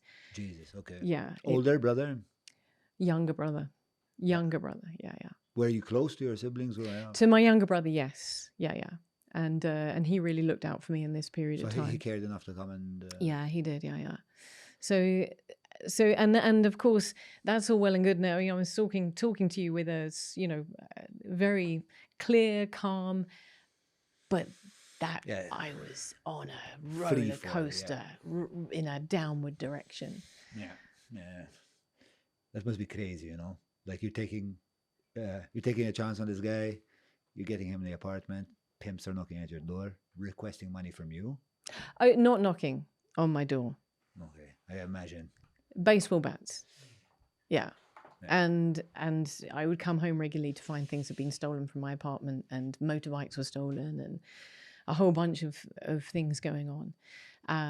And and really fearful. And at the same time, still trying to work out whether there was something that we could do to fix this relationship. I mean, you know, most people would say, what? But if it's what you know, if that's your pattern of behavior and it's what you know, you just want to fix it. You want to fix it. You want to get it right. You want to make everything that's gone wrong okay again, not realizing actually there's no way to resurrect this. He was on a one-way path to doing whatever he wanted to do, you know, and I was sort of in the firing line of everything that happened. I went and reported the assault, and then he called me a number of months later to tell me that the offender had actually had a heart attack and was dead. And he said, I'm calling you to let you know that Chris had a heart attack and he died. And I said, well, great. Because it actually, by that point, I had found out that I was not the only person this man had done it to. Okay. He'd done it to a lot of his staff's wives or girlfriends. Jesus. Yeah, serial offender. That kind of predator. Yeah. Yeah. All right. So at what point did you call it a day? Like after the pimps and after this guy? He actually left London. But was the marriage over? He left London. And he left me in £50,000 worth of debt. And by this point, who did you owe that money to? He'd taken out credit cards in my name, and because I was earning a lot of money, and other places, bank accounts, and so on and so forth. Which took a long time to obviously repay and get that resolved. But at that time, then I'm also spiraling. So at that point, I'm drinking a lot. And I'm also going through a recession. Yeah. So I'm trying desperately hard to resurrect career after I've lost my job and so on. I'm taking £200 worth of cocaine a week. I am on a one-way trip. You know, I'm going down and down. I'm by that point, I was also, which I missed out on, after I got married, I had a motorcycle accident. It wasn't a particularly serious motorcycle accident, but I went to see a psychologist and a psychiatrist in Harley Street, and he prescribed me a new drug on the market called Seroxat, and it was supposed to be the groundbreaking Prozac. Right. Because it was back in 1998, this would have been. It was a serotonin uptake inhibitor. Selective serotonin reuptake inhibitor. I was on that as well. But which had no side effects. Unfortunately, it had huge withdrawals, and I ended up being on 60 milligrams a day, which is it's a big dose. That's a horrendous dose. That's a big dose. And I completely lost any ability to feel anything. I'm going through all of this whilst emotionally numb. I didn't cry. I couldn't cry. I hadn't cried for 5 years. And so the self-harming came back, the drinking, the smoking, and then the cocaine and everything, and just really found myself. I was working for trying to manage my own clients because I'd taken a couple of clients from one of the companies that went bust, and I was trying to make it work. And then eventually I discovered all of the debt that I found myself in, and I ended up sleeping in my office. So at the time you were renting out an office to run your business, essentially. Yeah. Okay. So I ended up, which was in a house in Brixton. So there were 3 different agencies. There were 6 floors, and there were 3 different agencies, and I was in the roof, in the top floor. Right. With the managing director had the room next to me of the agency that was beneath me. Mm-hmm. And it's a 6-story building, 6-story townhouse in Brixton. And I ended up sleeping on the floor. And I had called my parents. You lost the flat? I lost the flat. I mean, we're in recession. I'm in debt. I'm out of control. I'm in a really, really dark place. I called my parents and I said to them, listen, they had wanted to come and visit. And I said, don't come and visit. I said, just imagine you don't have a daughter anymore. I said, imagine I'm dead. You don't need me. I'm dirty. I'm unclean. I'm broken. You don't need me. And they said, we're coming anyway. And I had not had a good relationship with my parents, and they turned up and we talked about it. You know, they weren't going to come and financially rescue me. They had already helped me. A side story there, I bought a motorbike from a stolen motorbike from an unarmed robber. I mean, there's little side There's story. layers to this shit, son. And that also got stolen.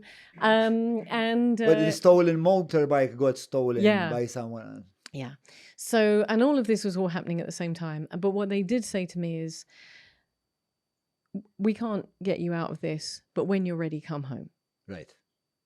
And I had no idea that that was the lifeline that one day would save my life.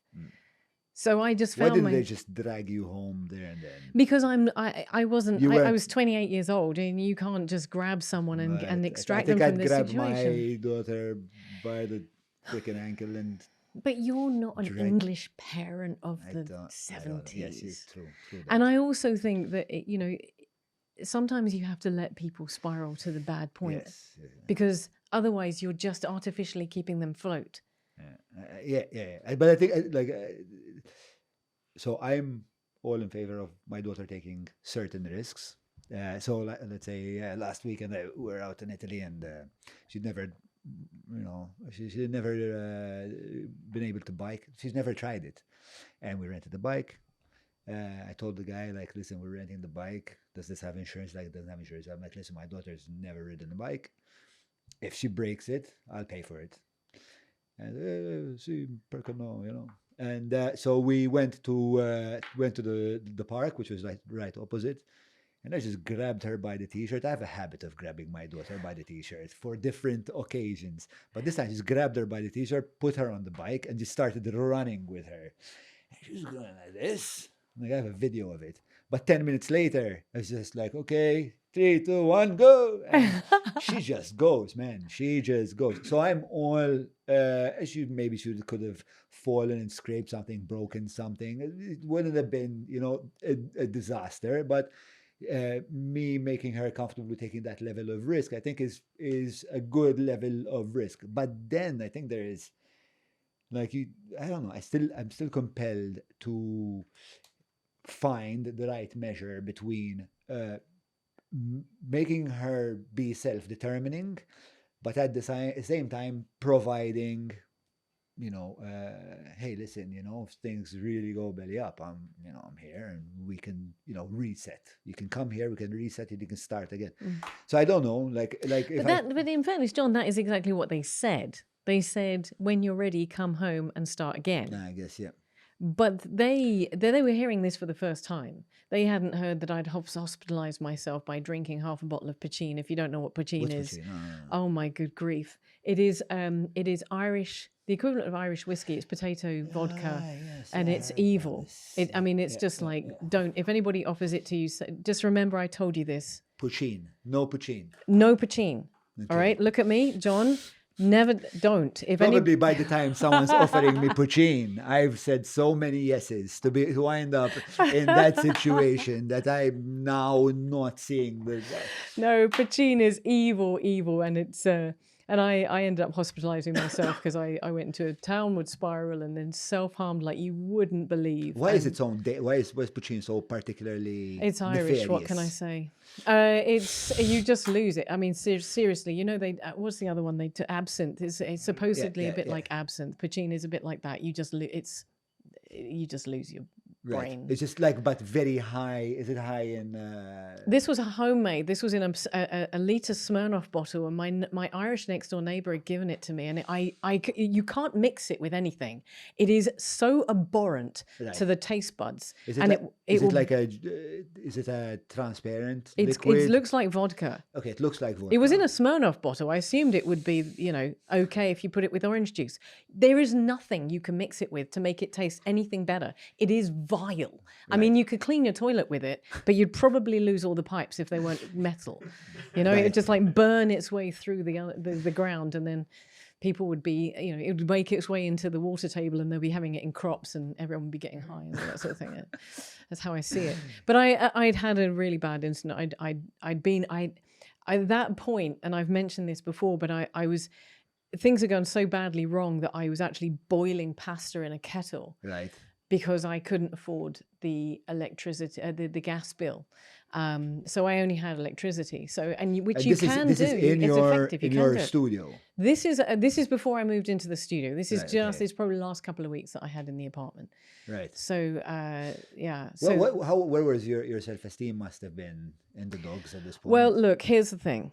Something else happened at the same time. When I split up with my husband, whatever he told them, bearing in mind that I didn't even know what happened, whatever he told them, I also lost all of my friends. Right. They all sided with him. So you have no one. You have nothing. You are really on your own. And the friends that you do have are people that you know through work or through taking coke or through drinking. Yeah. And we know that those are not the people that you need in those situations. Yeah. So self-esteem, there was none. I mean, I'm in the gutter at this point. And literally that's where it got to. You know, it's like very scary in all of your stories that you wind up dealing with all of this heavy shit you're describing to me by yourself. Whether that's like Yeah. the bulimia, the anorexia, this fucking nutcase. But you know, there's probably why I'm doing what I'm doing now. Yes. Probably why I mean, thank fuck you're resilient, you know, you're a resilient human being. So you keep getting knocked down and standing back up, and that's admirable that you have that kind of that quality of fiber. But it could have gone way the other way for you.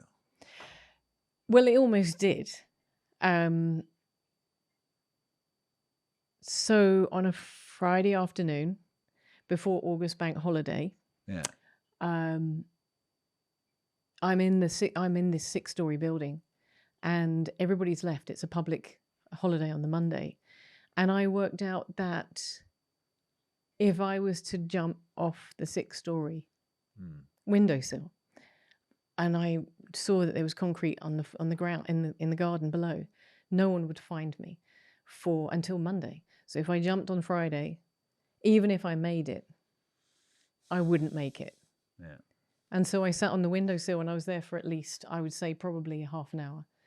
And it was that bad. I had no friends. I was in thousands of pounds worth of debt at this point. You know, his apartment had cost me thousands. I'd been betrayed. I'd been assaulted. I had had everything that was dear to me stolen. I had been through this physical assault. I'd been through emotional abuse. And I literally had no one. Yeah. No one. There was no one to call. There was no one to call. Whoa. Well, except for my parents. And I was a bit shaky on the relationship with my parents. There was no one. And no one was going to miss me. And so I sat there. I sat there for a clear half an hour. And I said, okay, this is it. No one's going to care, Trudy. If you're not here, no one is going to notice it. And I actually said, it would be a relief to my parents because they wouldn't have to deal with it anymore. They wouldn't have to deal with me being totally and utterly fucked up and me being a complete failure. The career wasn't there anymore because we were in a recession. You couldn't get jobs hide nor hair.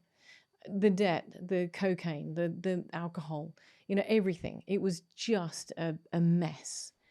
And I didn't want to be an embarrassment to my parents. I didn't want to be a burden to the people around me. I couldn't afford the rent for the apartment that I was in the building, in the work. And I was sleeping I was 28 years old, sleeping in a sleeping bag in my office because I had nothing else. And I had the memories of walking into the apartment I had been renting for my husband and finding him there in bed with goodness knows what, and just everything in my mind. And then, everything. And there's a whole ton of things that I've missed out. And I sat there and I leant forward and I said, this is it. And I looked forward to make sure I knew where I was going. And as I leant forward, I slipped and I put my hand out and I touched the tree. There was a tree next to it. And I just was like, okay. And I heard a voice, and you can think what you like. I know what it was. And it just said, enough. Go home. Start again. And I did. I packed my bag. I left all the money that I had except for the train fare. And I went back to my parents on that Friday afternoon. and I started again. But it was that close. I literally was ready to go. Is that a lie? Well, the moment that you decide, because, okay, so what I'm thinking is, at that point, you've made a decision that you want to live. Like, there's no more poignant juncture in your life where you make an affirmation, no, I want to live, than when you're that close to suicide. Like, you're what's in the balance now is life and death, really, at the highest possible degree. I'm thinking about it. I'm taking numerous actions that lead me towards making this decision, and you chose life. That's kind of the deepest philosophical question anyone can ever actually consider, outside of all the other existential bullshit we talk about. That is reality. That is real. Was that a turning point for you? That was it. It was a turning point. That was it. You. That was the beginning of the Trudy you know now. Wow. So that was, I was either going to choose death, physical death, or the death of the Trudy that we knew. And that was the last time I took cocaine. It was the last time. I then got back to my parents, started weaning myself off Seroxat. And then there was a whole bunch. I'd love to tell you that everything was rosy and beautiful after that. It was not. It was a massive, massive, massive journey with a lot of pain still in it as well. There was still a lot of things that I needed to figure out.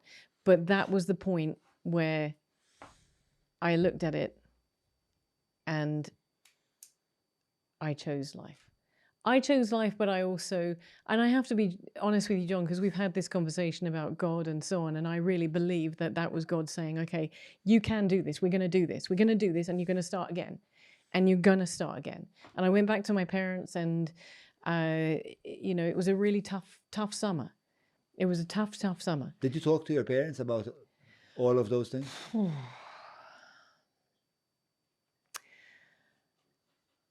Some things no. Yes and no. Probably later on, but not at the time. I mean, don't forget, look, I'm going to be really honest. I was a bloody mess. Yes. I was physically a mess. I looked a mess. I sounded a mess. I still, I went to my parents and, bless them, they went out one night. They were very careful not to leave me on my own too much. They went out one night and I drank a bottle of, I drank half a bottle of Jack Daniels. And when they came back, my dad went in. My parents don't drink because we have my parents. Unfortunately, my uncle was alcoholic. My grandparents were alcoholic. Their parents were alcoholic. So my mum made it a point that we didn't have alcohol in the house. Once we left, she had a bottle of Jameson in the house that had been unopened, and I thought that I could. I drank the bottle of Jameson. I didn't have enough money to replace it, right? I'm still without money.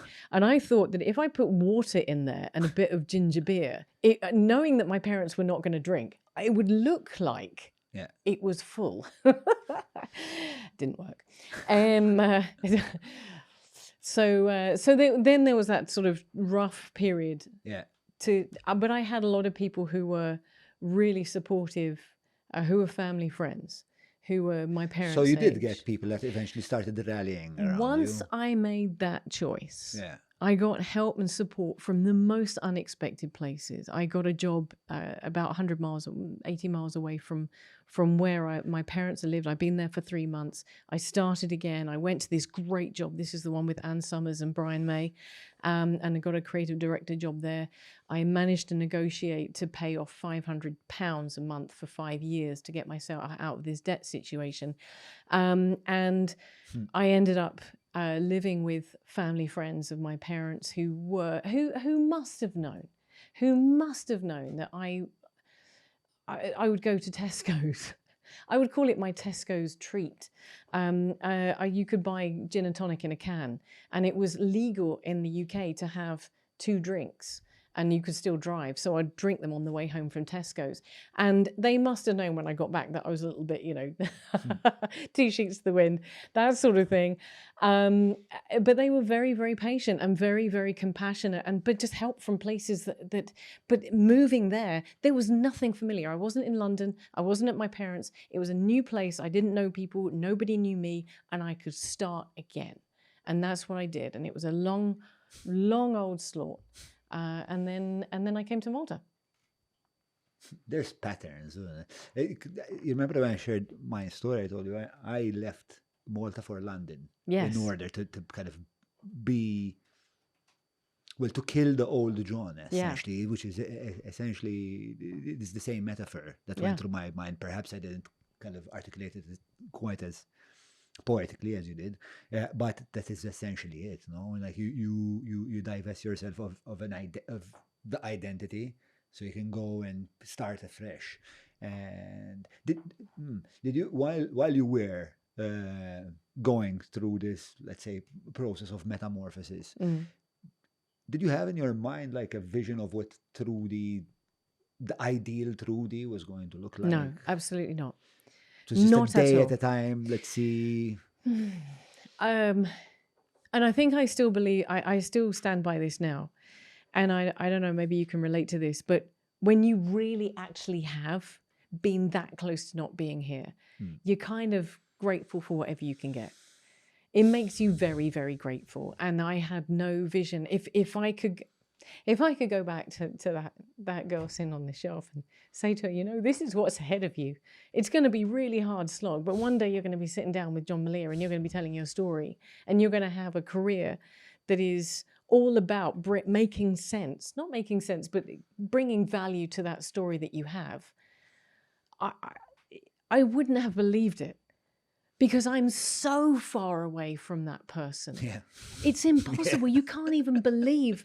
And I have this absolute joy of being able to not even be in the same country. I don't look the same. If you take the passport from there and the passport from here, I don't even look like the same person. I have such an incredible privilege to be so far away from that point. Yeah. That I really wouldn't have believed. I would have just gone, you are absolutely kidding me. Is it that the same? Is it the kind of the same drive that drives us towards being addicts and being impulsive and just like pursuing like an idea to the end, that also gave you the fuel to do that polar shift? That you're now unrecognizable to yourself. I don't think it's many people that feel that they are unrecognizable to themselves.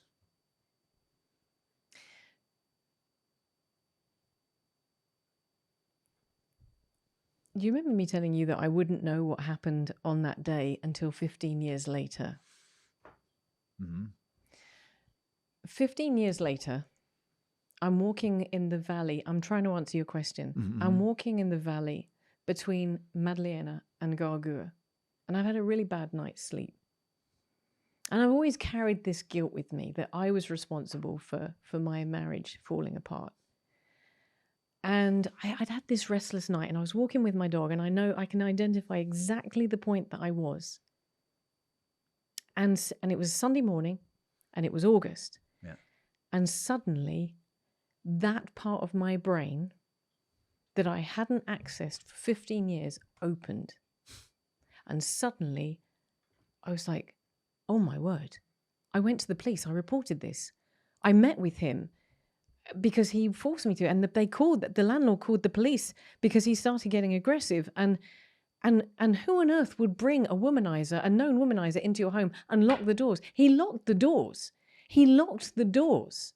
I was so far away from that place that my brain just turned around and said, okay, now you're ready to deal with this. Now you can see what happened.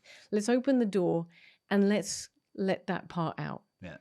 And so coming back to your question, I think I think that was the point where I could look back and say, that was the Trudy. That was the point where I could say, that was Trudy. This is Trudy.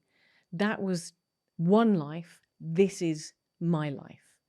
And that was a profound and confusing moment. But the reason I mention it is it really gave me healing over everything that had happened. It really brought everything together where I could stand up and say, you know what? I didn't screw up. That was not my fault. And that was the last ounce of freedom that could allow me to walk with, and I literally from that day onwards, I walked with my shoulders back and my head held high. Physically, that was the last thing that I needed. And then that gave me the freedom to be. What gave rise to that epiphanic moment? I don't know. Do you think it's just time? I think it was probably just time. And your psyche just saying, okay, now is a good time for me to reveal this to you because you feel like... Because I think as you know, when we're in trauma, our brain shuts down. And also, of course, in the middle of all of this, I'd had the horse riding accident with 2 brain hemorrhages, and a lot of that was like, a lot of that was lost as well. You know, there's a whole time period there that was lost. But I think at that point, it just, my brain just said, this wasn't that long ago. This would have been 6 or 7 years ago. And it just said, okay, now's time to deal with that. Okay, this is you. This is Trudy you. This is who you are. This is where you've made it. Now you can deal with the past. So that chapter is closed, and it is a Trudy that I do not recognize. I can't even relate to being in that position anymore. I know it happened, and I can tell the story, and I could write it down, but that there's nothing in me that sees it as myself. What I see in myself, here maybe we can trade notes, is that I still have certain characteristics that are part of my personality, that I know that if I allow them free reign over my behavior, then I would almost certainly wind up in very similar places. But I think over time I've learned how to take those particular drives and focus them for either just completely have them under control, right? Or just express them.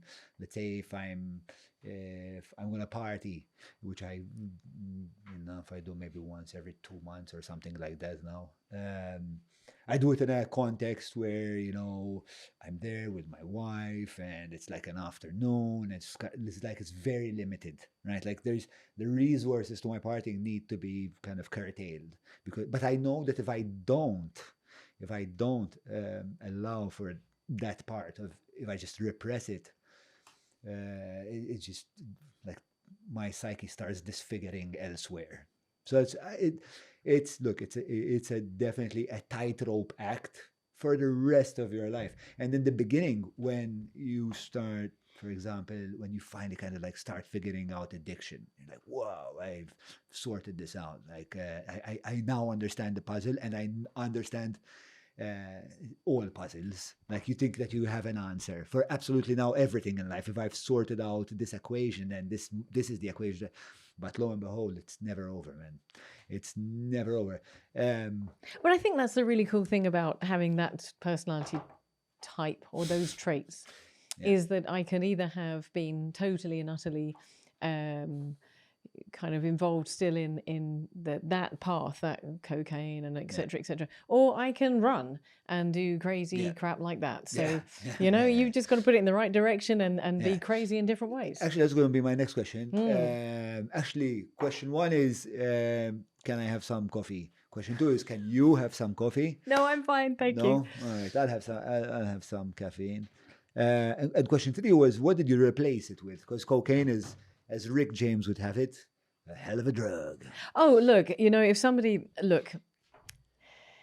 said to me, so I had my last line of coke. I know this is really explicit, but probably, I know it. In actual fact, I absolutely know. It was on my 30th birthday. And then I said no, and I haven't touched anything since, because I know I do not have the discipline. Once I'm down that road, it's all or nothing for me. Can I ask a very perhaps it's an intimate or a very, well, when you say the word cocaine now, do you still get a tinkle of excitement? No, Not but at all? it would be my drug of choice. Mm. You know, it's one of those things that because it's not part of my life anymore. I mean, that's 20 years ago. But if someone was to offer me, what I would do is I would leave the room. Yeah, that's the only choice I have, actually. Yeah, because I know that I have to be out of that situation, and it's why a lot of my behavior is the way that it is. It's why I don't go to certain places and I don't do things because I don't want to be in that environment. Yeah. So I still there's occasions where I dream that I'm high. It's like it would be like some berserk, festive, madness, and then I wake up, and first feeling is like I'm a bit disappointed because it didn't actually happen, and then I'm really thrilled it didn't actually happen because that would have had like massive consequences. So I'm still. So when people say, being an addict is for life, I really sympathize or endorse that statement, because I still, when I hear the word line of cocaine, there's still kind of this urge that it still compels me, but I've just managed to override it through kind of my rational brain knowing that's really not good. It's interesting because you're talking about it, and then as you're talking about it, I know what that feels like. I know what that feels like, and I've just got a big smile on my face because we're having that conversation. We both know. Yeah. We know what that feels like, and we know what we have to stay away from. Yeah. I had a podcast that's coming out very beginning of 2025, and it's all about women and addiction, and I speak very openly about my habits and what I've been doing and so on and so forth, and I love the way things mysteriously appear on the table. It's fantastic. and I talk very openly about my addictions, and Mariella Demek says that there's no such thing as an addictive or compulsive personality, but there is the alcoholic gene. In other words, we are genetically disposed. Some of us are genetically exposed to alcoholism, and I would say if that's the case, then probably things that are like alcoholism, and therefore we are predisposed to that. And that doesn't mean to say that we are. It just means that if there is a perfect storm of circumstances, that's going to be where we go. And with me in my life, until that moment, that was the perfect storm, and that's where I was going to go. So once you kicked the narcotics, was there anything that you replaced it with? Well, running. Immediately? No. Because I believe running came later. Yeah, running came later. Well, and then I was, bad relationships, actually. They can be quite compulsive as well. I had a series of those. They were excellent. Oh, wow. So that for a little while, that was my kind of my Achilles heel, I would say. I stopped smoking when I was 31. So that was also on the head. By that point, by 30, I was, I'd taken the last drug that I was ever going to take.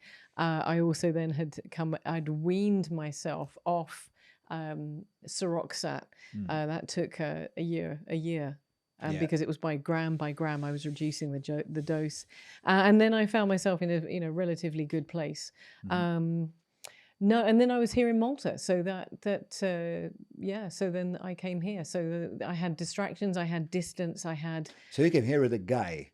I did come here with a guy, yeah. Yeah, and you guys chose Malta. That was just like you guys were just cruising. He had grown up in Malta as a child. Right. So he was a client of my business at the time, and we that's ended how up, you got to know each other. Well, that's how we got to know each other. We ended up hooking up and came to Malta, and I fell in love with Malta. I absolutely found this to be my home.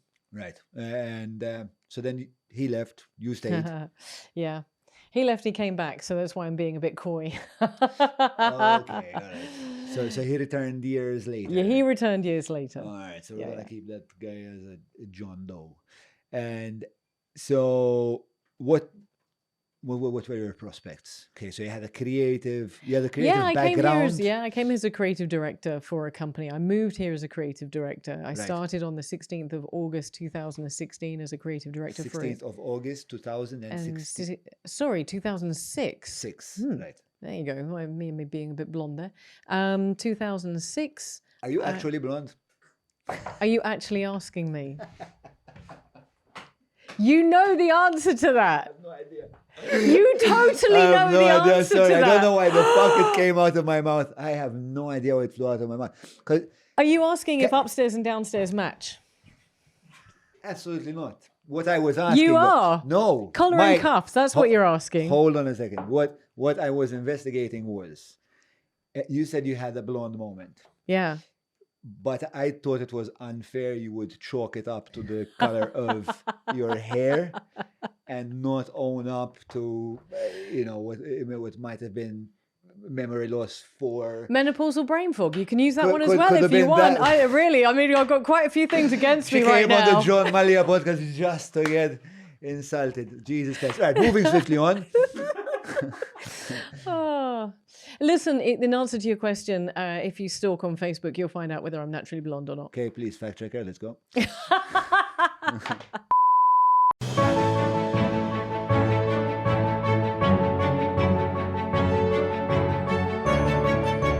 il-ħobza tal-Malti, il-ħobza tal-Maltin, minant il-Maypole. You were in Malta with this company 2006 and did you start leasing an apartment immediately? Yeah. I mean, I had a great introduction to Malta. I was sailing, but I was also working for this company. I was living in the 3 cities originally, which was amazing. I was in Burgu, fell in love. I mean, seriously, look, Fort St. Angelo back then, before it was renovated, the security wasn't very good. So you could actually climb inside with a torch, scare the crap out of yourself, walk around underneath it. I'm hoping I've got my Maltese citizenship. They can't kick me out. I used to there was a fence that had a gap in it. I'd go in after work and I'd hunt around. And so I read all about the Maltese history, about the first siege, the second siege, the Phoenicians, Carthaginians, the Romans. Everybody who's lived here fell in love. Yeah. I mean, this is... where I live now, we're like 50 meters from a Neolithic temple. I mean, seriously, where else would you have that? There's nowhere else you'd have that. Yeah. So I really fell in love with the islands. Phenomenal culture, phenomenal people. And that was it. I made this my home. Some things with that relationship went very badly wrong. Again, not a good place to be. And ended up finding myself, what would that be? Christmas 2010. I'm single. I'm here. I'm in a rented apartment in Gargur. But you're going to make it work. I'm going to make it work because Malta has given me the distance I needed from the past. Yeah. And so I could start all over again. I'd already started again in the UK, but this was really great because nobody knew me here. Yeah. And everything... I'm working hard. You were just Trudy, l-Ingliża. Ejja, l-ghajnuna blonde Ingliża, xejja. If only they knew. And so then I'm here and I'm enjoying Gargur and I'm enjoying Malta and I'm enjoying the islands. And that brings us up to 2010. Great. Isma, this fact checker is going to do his job or what? And the first time you came on my radar was you were on the radio. Yeah. XFM. Yeah. Yeah, XFM. And do you recall once we met at Love in Malta? We crossed paths at Love in Malta. You were... Yes. I forgot what it was. I forgot what the job was. Maybe it will come to me. Shit, I forgot what the job was. But I remember you being there. Anyway, the first time you came on my radar was XFM. How did you get into DJing? You said you started out on one. So I mean, this wasn't a thing you had done. Yeah, this is. I told a bit of a lie. So I went for a graphic design meeting I've mentioned this recently, so sorry, Clint Bayarder had just been promoted to head of One Radio, and he said to me, and he took a total gamble. He said to me in this meeting, graphic design meeting, he was working for British American Tobacco at the time. He said, "Listen, have you ever been on radio?" And I said, "Yes." All the time. Never done radio. And so I told a bit of I told a bit of a white lie. It was a massive fib, because I decided that's what I said, I'm not going to let this go. I was going to be a guest host on a Aaron Benjamin's show, which was 3 nights a week. The musician, Aaron Benjamin was a Absolutely, musician. And I met another guy called Paul Roberts there, and we did that for 11 weeks. And then I went off to Australia, came back, and I'd been given the show with Paul, and Trevor Guthrie was our first guest. So that's a very quick way of how we got into. Then we also did something. So then we said, Paul and I, great guy, lives in the UK now. We said to ourselves, this radio stuff is actually quite easy. Why don't we do TV as well? So we went to see Ruth, and we said, hey, listen, we could do a great show for you. And she put us into prime time in the summer. Okay. Which, of course, is not prime time at all, really. Yeah. It's the safe slot. Let's get those British people over there doing something crazy in the summer and fill those hours. And we'll see if it works out. And we'll see if it works out. And so we did, and we started coming up with this idea of doing this show all about how foreigner feels in Malta. And we got the pilot. We just finished the pilot. Right. When she called and said, okay, so you're ready to deliver all the shows next week? And we were like, oh, that's a bit of a problem. And so we very quickly took the radio show onto TV, and it became I think it was the Thursday night project. And so we did that for 13 weeks. It was brilliant. It was, we had Ivan Grek and Ira Lusko, and it was a chat session like this in the studio. One of the bands would play Airport Impressions or Red Electric. Everybody was in. It was really cool. And then we came to the end of that, and then that became... You must have been having a great time. I had a brilliant time. I really didn't know that I could do it. I was just like... How good? Give it a go. What have you got to lose? And we ended up doing that, and then we ended up still whilst doing radio, and then ended up doing the Saturday night. We moved to the Saturday night slot at 7:30, and then I ended up doing 2 other shows, In Demand, which is kind of very much like what the She Word is now, but it was in a studio, and I did 26 shows of that. I produced another show called Chibus, which was with a guy called Joseph Bonello. We did a series called The Scene, which was 5 shows a week, which was insane. 5 shows a week. It was a daily, Monday to Friday. It was a daily show, Monday to Friday on TV. That was insane. Did that for the summer. And then I did the Monday Night Project, and that was on a Monday night in the autumn season in English, straight after the news. Wow, okay. And so that was my TV experience. And the Monday Night Project was the same as... it was the same as the Thursday night. Yeah. That's not you. Is it you? Why is that not me? I don't know. It's just very low definition image. That's me. Okay. Do you not spawn the blonde hair? I believe you. Okay. All right.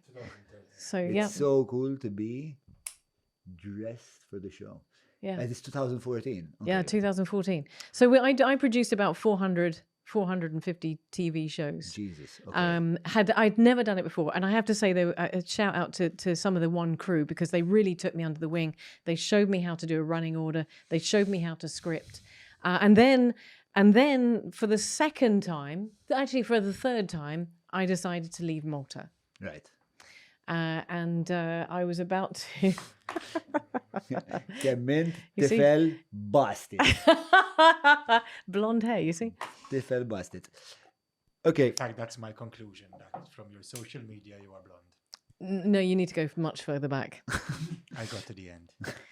Much further back. It's back there somewhere. So then I was, then I decided I was going to leave Malta because one kind of ran out of steam for me, and I'd applied for a ton of jobs, and I'd found myself at a kind of a career crossroads. I'd made some really, really disastrous career choices. I'm really good at making very bad choices until 45 years old, and I'd made some terrible choices, and I was going to my friend's wedding in. She was up north in the UK. Ooh. And I said, I'm going to go over and see her and I'm going to look for a job near her. And I took off and that was what I was going to do. And I landed and I had 4 job offers. And one of them was XFM. Seriously, I'm not kidding. Every time I've tried to leave this country, something keeps me here. And so XFM came in, Jay gave me a call and said, hey, listen, do you want to DJ drive time on XFM? And so that's how that happened. And that opened up a whole nother audience and engagement and really a whole load of learning for me. Did it come natural to you, this broadcast stuff? Yeah. It did?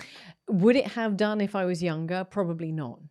Right. But I absolutely flipping love it. I was quite, I don't know the word is exactly, but when I watched you do the intro, for example, in the interviewer, like I'm really shit at intros. So if you notice, and now I'm gonna like share a secret. What happens is now when you leave, I'll do the intro. Yeah. Just so I don't waste your fucking time with video. And Trudy cares. Fuck this. And starting over again. I'm so like I feel like I'm really comfortable in conversation, and this I could, if I'm interested in the person, I can do this all day. But when it comes to the to actually doing my job, I'm not that good at it, guys. I'm really not that good at it. But when I saw you do it, you just like you were sitting next to me, one take, you looked at the camera, and John Malia is perfect cadence. It was like listening to someone from like Kiss FM or something. Well, we said this before we came on this because I still can remember what I would say at the beginning of XFM before the drive time. Welcome, my name is Trudy Kerr. Welcome to the Big Drive Home here on XFM. I'm Trudy Kerr. I'm seeing you right the way through until 7 o'clock this evening. I'm going to be giving you the very best of the traffic news, the weather, and so on and so forth. And there's that sort of intonation, that sing-song, blah, blah, blah, blah, blah. But listen, you're right. On that day, that was a good day. I got it bang on. Yeah. But my video producer now, your video producer, has got many, many bloopers because as soon as I get it wrong, there are words that come out of my mouth that really should not ever be seeing the light of day. So no, I don't get it right all the time. But first time I went on stage, first time I was on radio, first time I was on TV, first time I did a podcast, I was nervous. And never after. It's like I found my home. Right. Okay. And it's not about me. And I have to just say that. I'm going to be very, very, very adamant about that. Yeah. Simply because this I don't do very often. I don't have anybody ask me questions. Yeah. I do what you do. Yes. So I don't have to say very much. Yes. My job is to prod. Yeah. Exactly. And listen. And just get the best out of somebody else. Yeah. So I really have so much respect for the guest. Yeah. It's in the beginning, I was also a bit kind of like, where do I fit in this, But then over time, just realized like the onus is on the guest. Like I just have to ask the questions, and they have to come up with the interesting answers. All I need to do is listen. So that part's easy, yeah. But the kind of the memory of and the cadence, I don't know. I think I've gotten better. Please reassure me. Don't looking for reassurance please there. Reassure me. Okay. We can still like 10 takes. I will stab you with this pen in the leg. No, we don't condone violence here on the John Maya podcast. Therefore, at which point did you start running then? Oh, okay. Well, that's a completely different story. So the gentleman that I came... But it's in parallel somewhere. It is in parallel because there's a lot that's all intertwined. And actual fact, I've looked back and I kind of... I know it sounds really cocky, but I've mulled the idea of writing all of these stories down because there are literally hundreds of these stories. And one of them is that I was at a dinner party with the ex that I came to Malta with. And he said in front of everybody, what are you going to do for this birthday? And he had a big birthday coming up and probably, 70 or something. And no, I'm just kidding. But I was not far off. I think my next big birthday was my 40th birthday. And I said, and this was in 2009, and my birthday was in 2000, and my 40th would have been 2014. And I said, you know what I really want to do for my birthday? I want to run the London Marathon. Because the London Marathon is in my city, and it's on my birthday. And I always used to go down and watch the London Marathon. And I said, one day I want to run a marathon. And that's what I wanted to do. And a little did I know that would actually happen. And the reason that it happened is that in January the 26th, 2010, I had a horse riding accident. And I can never tell this story without getting teary. A horse bolted. I was riding a horse in Malta. I was reschooling or retraining a racehorse that was way, way, way better than my experience and my qualifications. And I shouldn't have been on that. In fairness, in hindsight, I really shouldn't have been trying to reschool this horse. This horse was an incredible horse, but it really needed an experienced, very, very experienced, intuitive horsewoman. And I was only walking and trotting it, and it was the horse, and it was a very windy day. And the owner of the horse came out. Why don't you canter the horse? And as he did that, at 6 a.m. in the morning, the horse bolted, and it headed towards the road. And I pulled a jockey stop. And what that is you hold the rein, one rein on the neck of the horse, and you get the other one, and you pull it so hard that the horse has to turn its head like that, not wanting to get away from the mic. And it will bring the horse down. But I was heading towards the road. I was heading towards the road the main road through Malta. You know, I had no choice. And I don't remember anything after that. I sustained 2 brain hemorrhages and I ruptured my spleen. So why is that important? Because from that, I was in hospital. That was a Monday morning, and I just started a new job. I'd just broken up with the boyfriend, and I just moved house. Do you know how you fell off the horse? No. You don't recall any of that? Absolutely nothing. You just recall pulling the jockey stop? And nothing after that. And nothing after that? Nothing after that. Okay. Absolutely nothing. Until probably Tuesday. Because the brain hemorrhages were in the temporal lobe, which is responsible for memory, smell, taste. Someone's going to tell me that I'm wrong, but definitely for memory. Okay, we have someone that can look that up. I love that. This is why I need a Do you use perplexity at all? No. I'll share with you the app later. Okay, brilliant. It's a really good, excellent, phenomenal research app. Okay, so you said you came around on Tuesday. Yeah. When did the accident happen? Happened on the Monday morning, okay, 6 a.m. Okay, so it was like a day later. Yeah. Essentially. Wednesday, I get a call from my new employer. Okay. Saying to me, I'm really sorry that you've had this accident, but you know what? You're new to the company, and if you're not in work by Friday, I'm going to have to let you go. Wow. So I've just moved. I'm in Malta. Remember me saying about what you don't get if you're not Maltese? You don't get credit, you don't get a loan, you don't get anything. The only thing I had was the small amount of money in my bank account, and I knew that I couldn't be without a job. Yeah. So I actually dismissed myself Thursday night, and I went into work on Friday with a drip attached to me because I had a ruptured spleen. I'd had a minor ruptured spleen. And unfortunately, I suspect, or I'm told, that this might have affected. From that, I developed accident-related epilepsy. Didn't know it. Give yourself time to recover. Exactly. So I'd been told that the hospital told me that you should not be signing yourself out. You should not. We are recommending that you do not do this. And I said, well, I have to. Again, I can't remember much about it because I actually have quite a bit of a cloudy fog around 2010. Since you weren't a citizen, were you also paying for hospital? Or no, I was British, so we had the EU. Yeah, I'm a resident, and we had the EU agreement, that was okay. Cool. And the people in Matador were absolutely blinding. They were fantastic. They're brilliant. Yeah, nurses are really like the nurses at Matador are something else. Huh? Yeah. Well, I think anybody who goes into that profession are really saints among us. You know, they really, really are.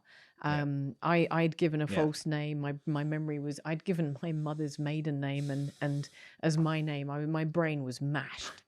And I went back to work. And then 6 months later, I went to the doctor and said, I keep having these really weird electric shocks through my body. Strange stuff is going on. Yeah.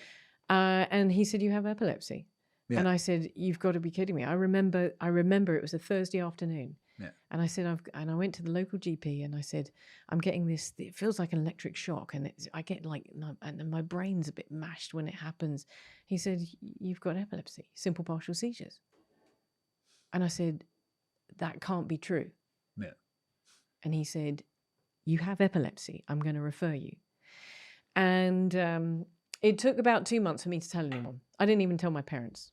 I was so embarrassed. I was so embarrassed that I had... What was the root of the embarrassment? Because epilepsy is not a good... It's not an easy course. thing to admit to in the first place. But I mean, I remember this lovely gentleman coming up to me and saying to me, "I'd never guessed you..." I came out publicly on the Times of Malta, and I'll tell you why in a second. And he came up to me and he said, "I never thought you'd have epilepsy. You look so normal." But when we think of epilepsy, we think of, there's 42 different types of epilepsy. Again, probably someone's going to correct me on that. But at the time, there was 42 known types of epilepsy. They're so different. But we always think of epilepsy. We think somebody falling to the ground and shaking. Yeah. And it's scary. It's frightening. It's embarrassing. I had a great group of friends. I developed smell hallucinations with the seizures. It was really... there's a whole bunch of stories to do with that story. That was hugely massive. Every month. Did it affect or did it interfere with your life? I mean, I would get probably about every month, every 3 weeks, I would get seizures, a set of seizures. Something would kick it off. I'd get auras, so I knew they were coming. So I had to get off. Sorry, what? Auras. Auras are what? Auras. So I'd get a signal. The brain would tell me that I'm getting epilepsies. I'm getting seizures. They're coming. My aura was deja vu. So if I suddenly got deja vu, which for most of us is kind of normal when you're tired, but if I got deja vu, and even now if I get deja vu, I get nervous. Because deja vu meant I had probably about 2 hours to get off the road, get home, get into somewhere that was stable, because those electric shocks were coming.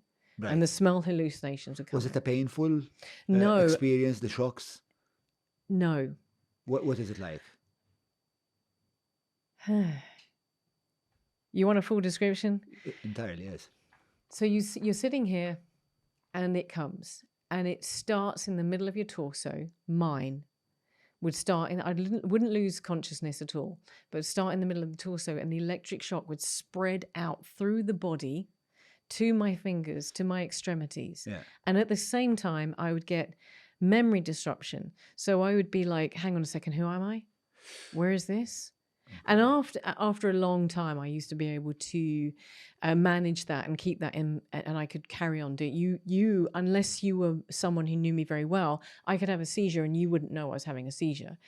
I'd get a smell hallucination. And then it would probably up to 40 seconds. After that, it would pass. And they could be anywhere between 30 and 70 of these things that would come over and over again. Were they unpleasant? 30 and 70 over what period of time? 24 hours, 48 hours. Okay. Yeah, so they're pretty... So it's memory loss? Memory loss, electric shocks. Like even down to the most basic parts of your life. Like, I don't know who I am. That level of... Probably memory loss is probably not actually the best description. Memory disruption. Right. So I would suddenly be like, oh, I got to go and see Grandma and Granddad.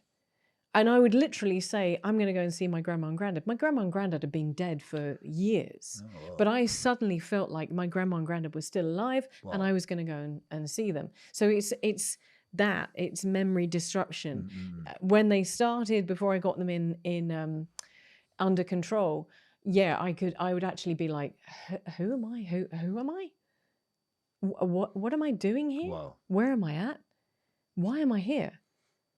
Who is this? Actually, and in actual fact, very bizarrely, as I'm telling you this, I'm getting a kind of a taste feeling in my head that I'm like, my brain is reminding me what that felt like. And then they would happen, and then eventually they would pass after maybe up to 72 hours. And it's really hard to describe a seizure because it's not necessarily unpleasant. Okay. You're getting this strange body sensations. Mine, and I'm reminding that there's this 42 is your subjective experience. Yes. There was something, I remember when they went, I was ecstatic, but I was also like, oh.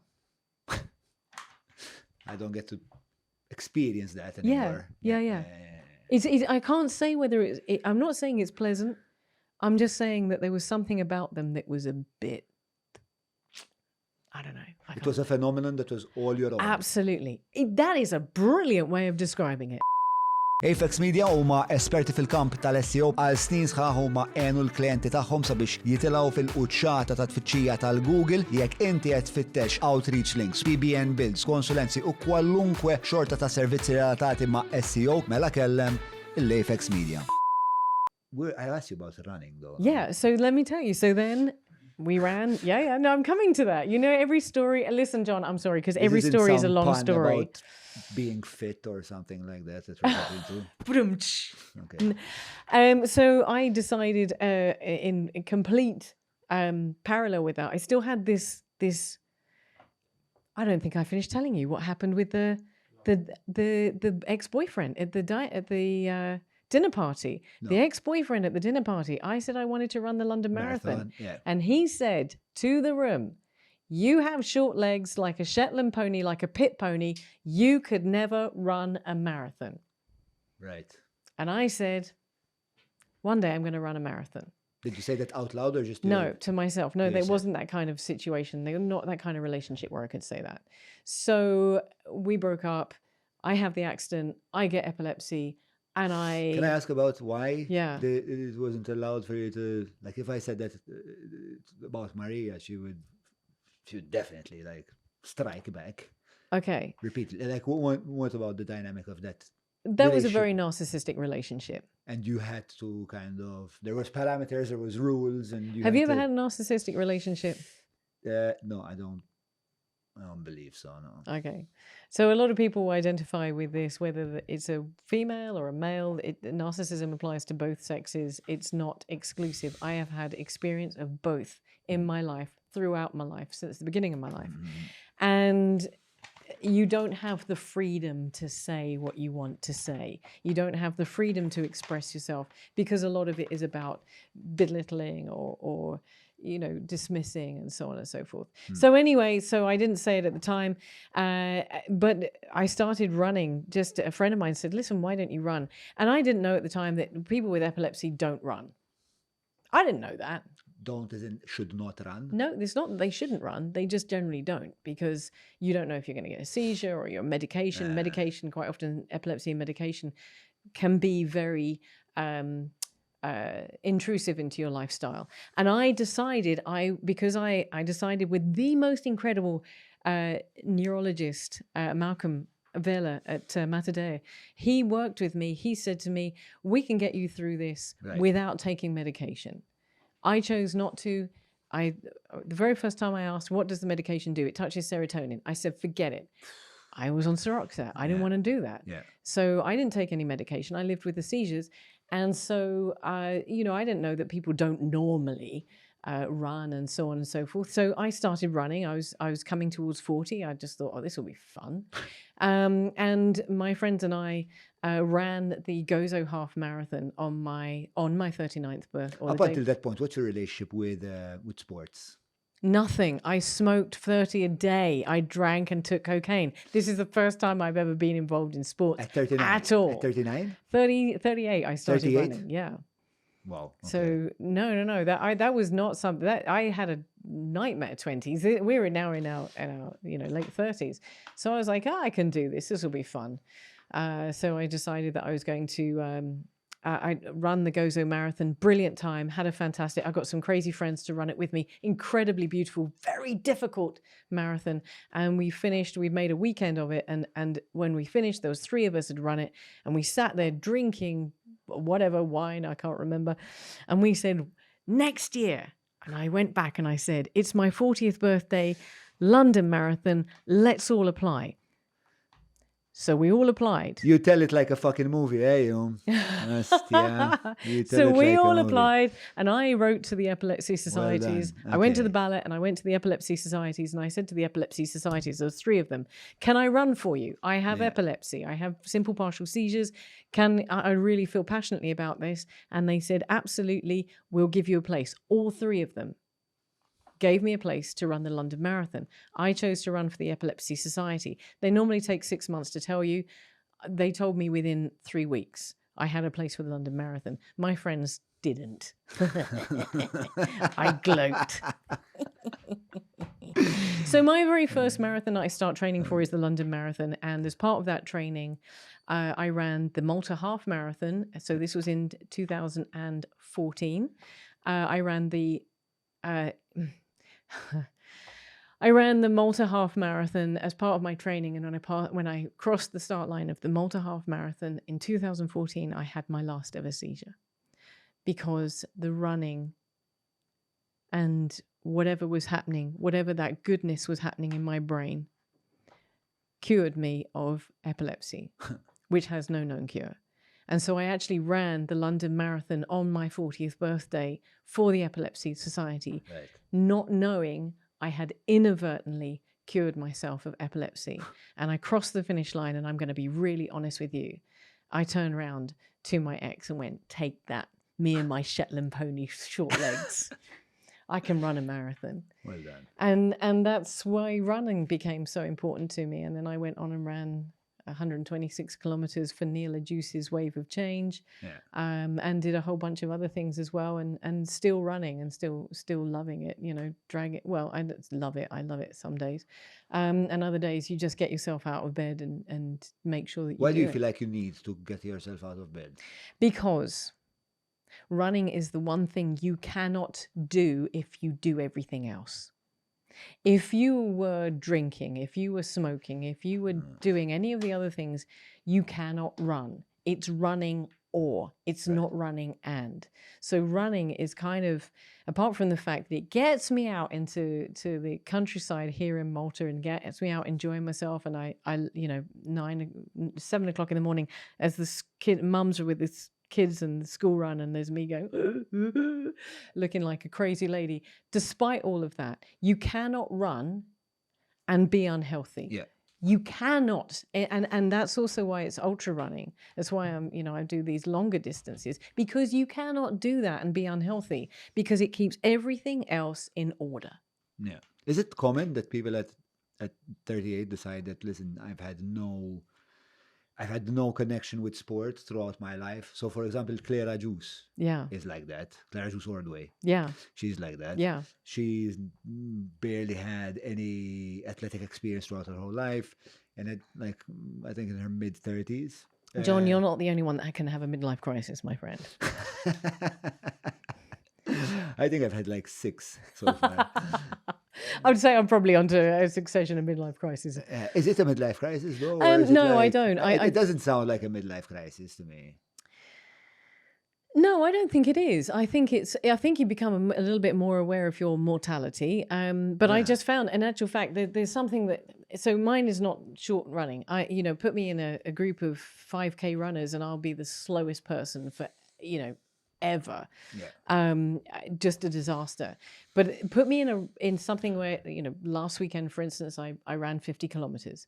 And the only reason that you can do that is because you're absolutely pig stubborn and you're not going to not do it. You're not going to turn up with your running buddies and go, well, I decided at 40 that I was going to give up. I mean, you're just not. You're going to do it because you have to, and that comes with being older.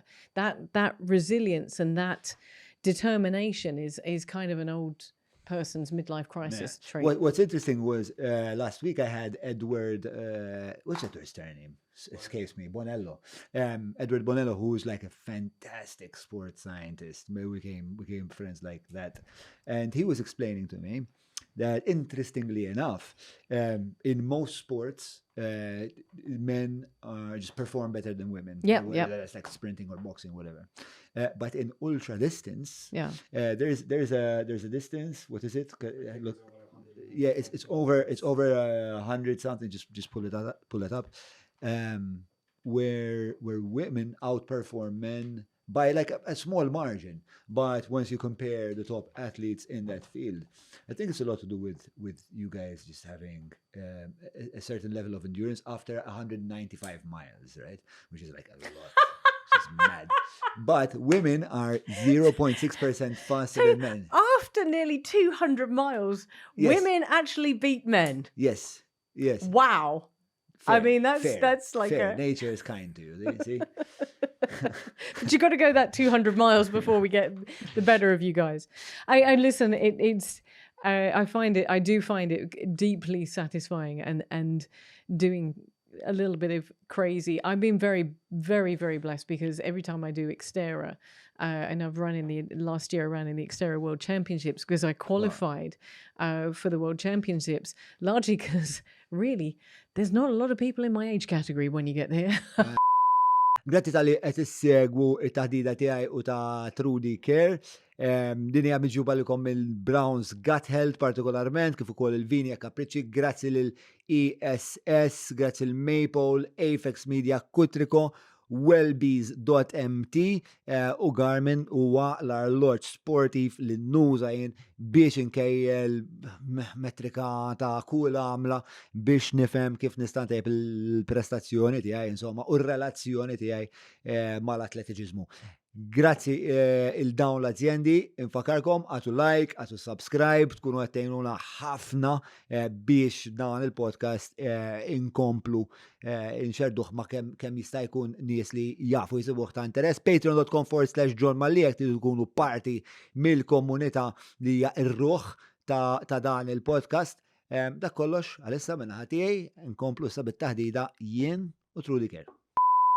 Gruppetta, we asked you about the temporal lobe and what it's responsible for, and also how many types of epilepsies there are, just so we can give people exact information.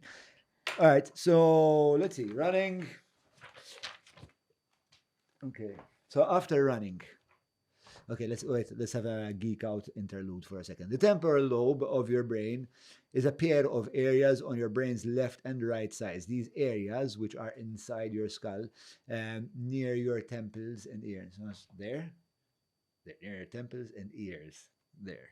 Yeah. Play a role in managing your emotions, processing information from your senses, storing and retrieving memories, and understanding language. That is the only reason I can't speak Maltese. Purely. That's not true. I do speak Maltese. I do speak Maltese. Yes. You do have like a set of phrases. Maltese. Like how vast is your Maltese lexicon?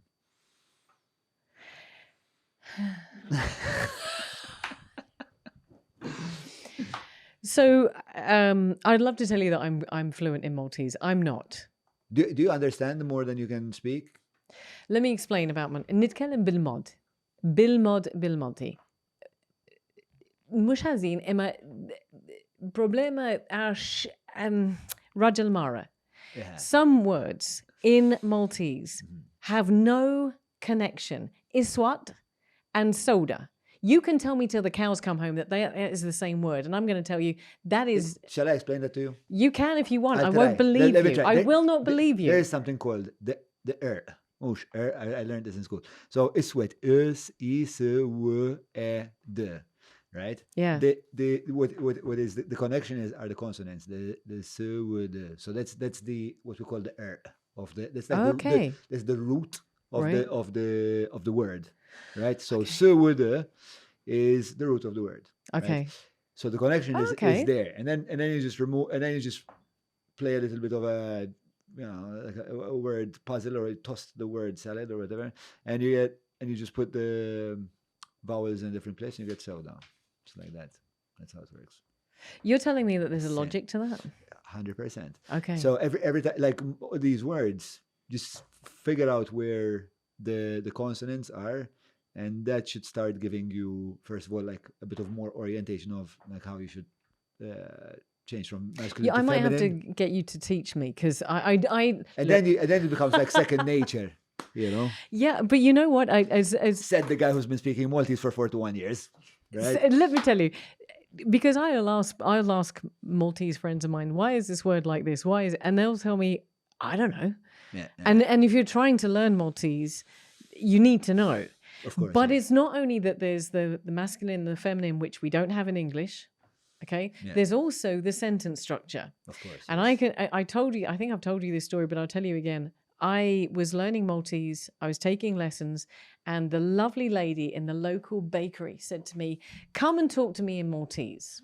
Okay, and I said, brilliant. Okay, and I said, so I learnt. I was working all week, and I was working on my pronunciation, and I walked in, and this was in a supermarket, and I was bold as brass. I was so pleased with myself, and I went up to her and I said, bonjour, and she said, bonjour.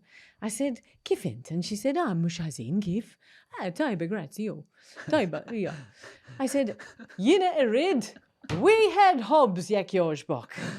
And she said at the top of her voice, she might as well have done it on the speaker, broadcasting to the entire supermarket, Le, mush tajba, mush we had Hobz, Hobza Wahda, Qalbi. At which point I sort of shrunk into She myself. called you Qalbi. Well, look, listen, whenever... Her own heart. No. An organ that is vital for her life, she called you. And every time I It's speak... quite ungrateful, I think. Just, I don't know. That's so Maybe you should apologize to the poor baker. Miskeen. Miskina. Miskina. You know, stand. Can't help it. Okay, So every time I speak Maltese, Yeah. it's either somebody says to me, Le, mush tajba, imma, and they'll explain to me how to do it. Or they'll say, no, helwa Qalbi, bil-Malti Qalbi. Which of the two do you prefer? No, because there's also another one. And this is just when people go, eh? And I'll say to them, fejn hu triq ix-xatt? Triq ix-xatt? And they'll turn to their friend and they'll say, I don't know, what is she saying, this English woman? Triq ix-xatt? And I'll be like, fejn hu triq ix-xatt? Jekk jogħġbok. And they'll be like, they'll just look at me as if I am speaking absolute. And then I'll pull out the map and I'll be like, triq ix-xatt. And they're like, triq ix-xatt. And I'm like, can you explain to me what the difference is between triq ix-xatt and triq ix-xatt? So there you go. I think her triq ix-xatt pronunciation was stellar. Bomba. Bomba. I think Grazie it ħafna. was. So anyone that... Did you ask that in Slima? Because most of the people in Slima... No, I'm from Slim. I can shit on us. It's fine. I'm not actually from Slim. I live there, which might not be a good thing. Maybe we'll edit it out. You are outed. You're outed. So it really is. There's a lot of, and a woman said to me the other day, she said to me, she said, you've got a lot of it right, but there's a problem with your mispronunciation. And I said to her, sorry, sweetness, there's a problem with my mispronunciation. Because you might know and own Maltese, but the English language I master very well. So as an English person, we don't speak other languages very well. Because you don't need to. We don't need to. You went all around the world and goes, listen, fuckers, whatever the fuck you were talking before this, grab this dictionary. This is what you need. Civilize yourself, you bunch of savages. Absolutely. And I'll have the tikka masala, yes. And we'll make it our national dish. There you go. And so you know, I've been very keen to learn languages, but whenever I get corrected, because people really, really obliterate the English language, we as English people would consider it very, very rude to correct you. So you might say something that is grammatically incorrect, and I'll just go with it, because I would consider it very rude. So when someone corrects my Maltese, there is part of me, the English part of me, just sits there and says, okay, that's the last time I'm going to try and do that. Seriously. So yes, I understand it. Yes, I can speak it, contrary to what a lot of people think. But you'd be hard pushed to get me to speak, because I'll be very paranoid that someone's going to correct my Maltese. Okay, I think moving forward, there's going to be a national campaign. Whereby anyone that meets Trudy in the street must No. pretend they don't understand English. Listen. There are a lot of people, okay? A lot of people I know, as soon as I got my citizenship. Yeah. Bil-Malti bis. I'm sorry. No. I got citizenship. And the problem is when Maltese are very excited when they talk. They talk very loudly, very quickly, and they talk across each other. And I might be trying to work out what that person is saying, and they might say a word. I'm sitting there going, I know that word quickly, process. What is that word? Okay, that word was at the end of the sentence. What at the beginning of the sentence? Well, how does that put that in context? Whilst they're having 5 conversations over here, and I'm just, Yeah. Overwhelmed. Ciao, bye. Ciao, bye. Right. Pistis. Okay. All right. Okay. So I think you should still pursue it, personally. You're going to teach me?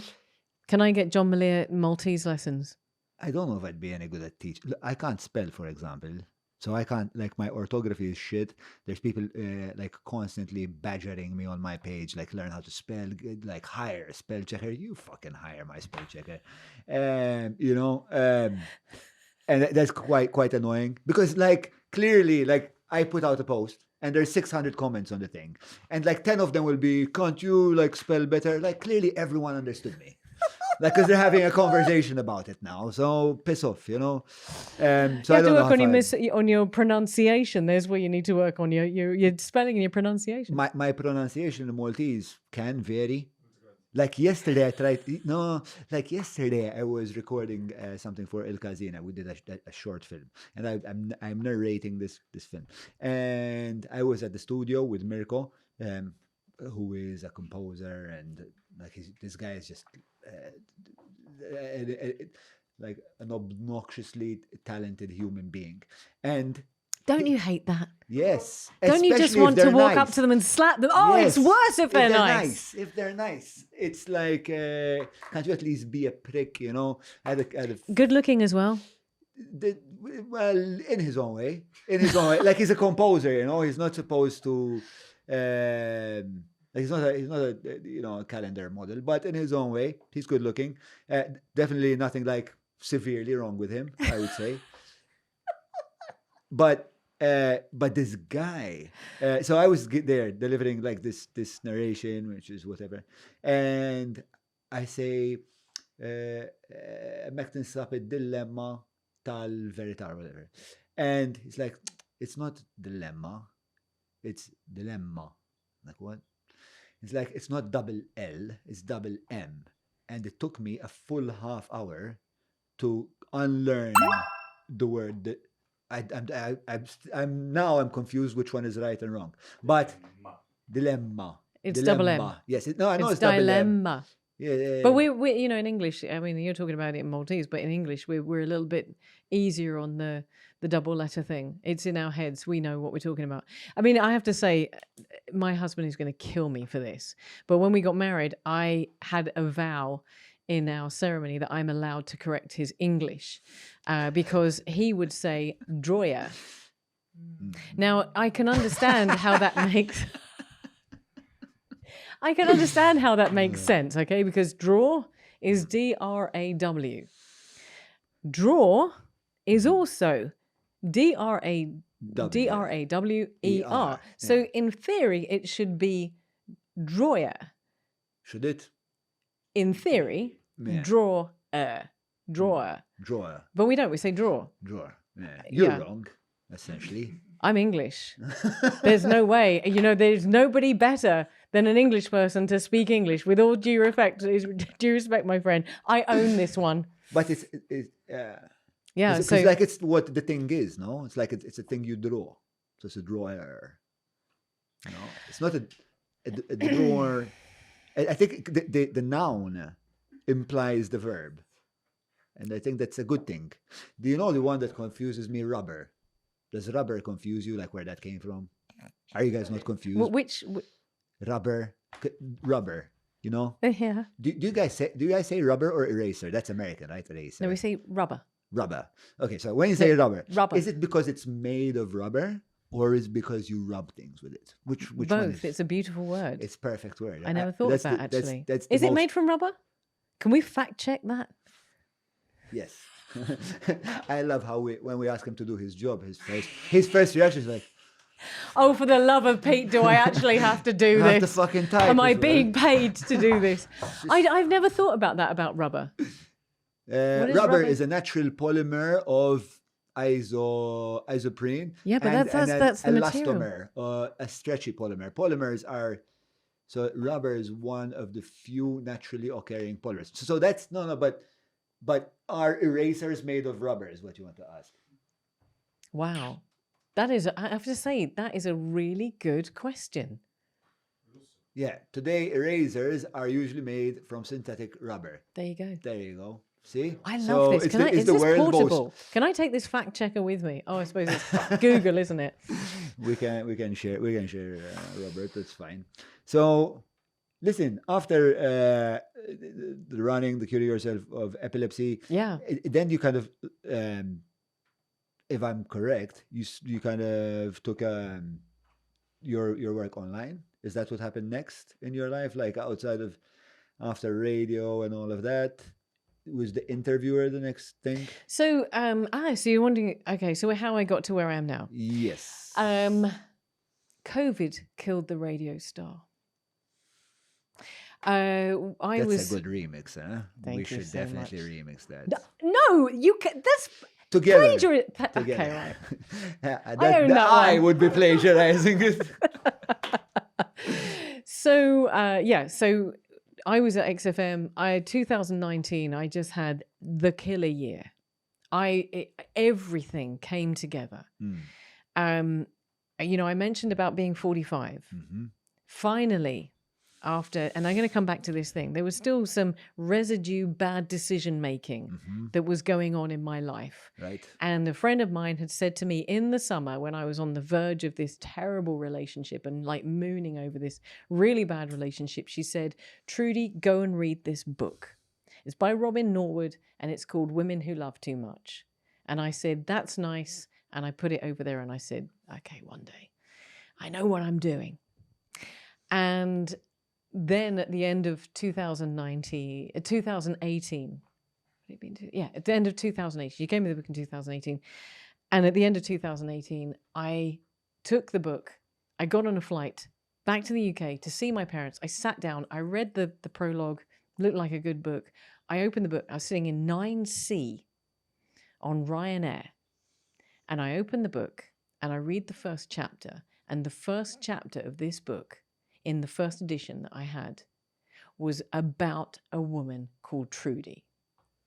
And I just sat there and I remember looking around me and I'm like, is someone kidding me? Is this a joke?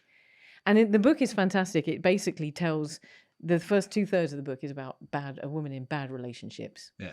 And then it explains, and it just tells you story after story after story after story of these women in these really abhorrent relationships. And then the last third of the book is why these women are in these relationships, why they stay in the relationships, and what you need to do to stop repeating the pattern.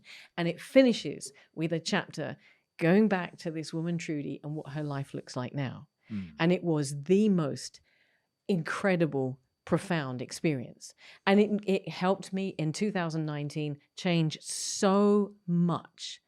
And really 2019, everything came together. I'm on stage with Frank Zamit presenting Fasten's Beer Festival. We're having a great time doing that. I'm on XFM. XFM is doing really, really well. I'm presenting this event. I'm sponsored by that. I'm doing this. I'm flying there. I'm just having a brilliant year. I'm being sponsored to go and run a race in Turkey, which I end up winning. It was the best year. And I also then met, once it's kind of got this whole thing about relationships, and it was John, it was as instant as that. Somebody gave me this book, I read the book, and it made sense of everything that went before. I understood myself. And then I was in the position where I eventually met my husband. Can you be a bit more specific about it? What did you understand? I understood that if you learn behavior as a child, if you learn to accept things as a child, if you learn that this is okay, if you learn that you have to work for love, if you have to always, constantly be making sure that you're on top of things and that you're the best that you can be and never let anybody see your bad side.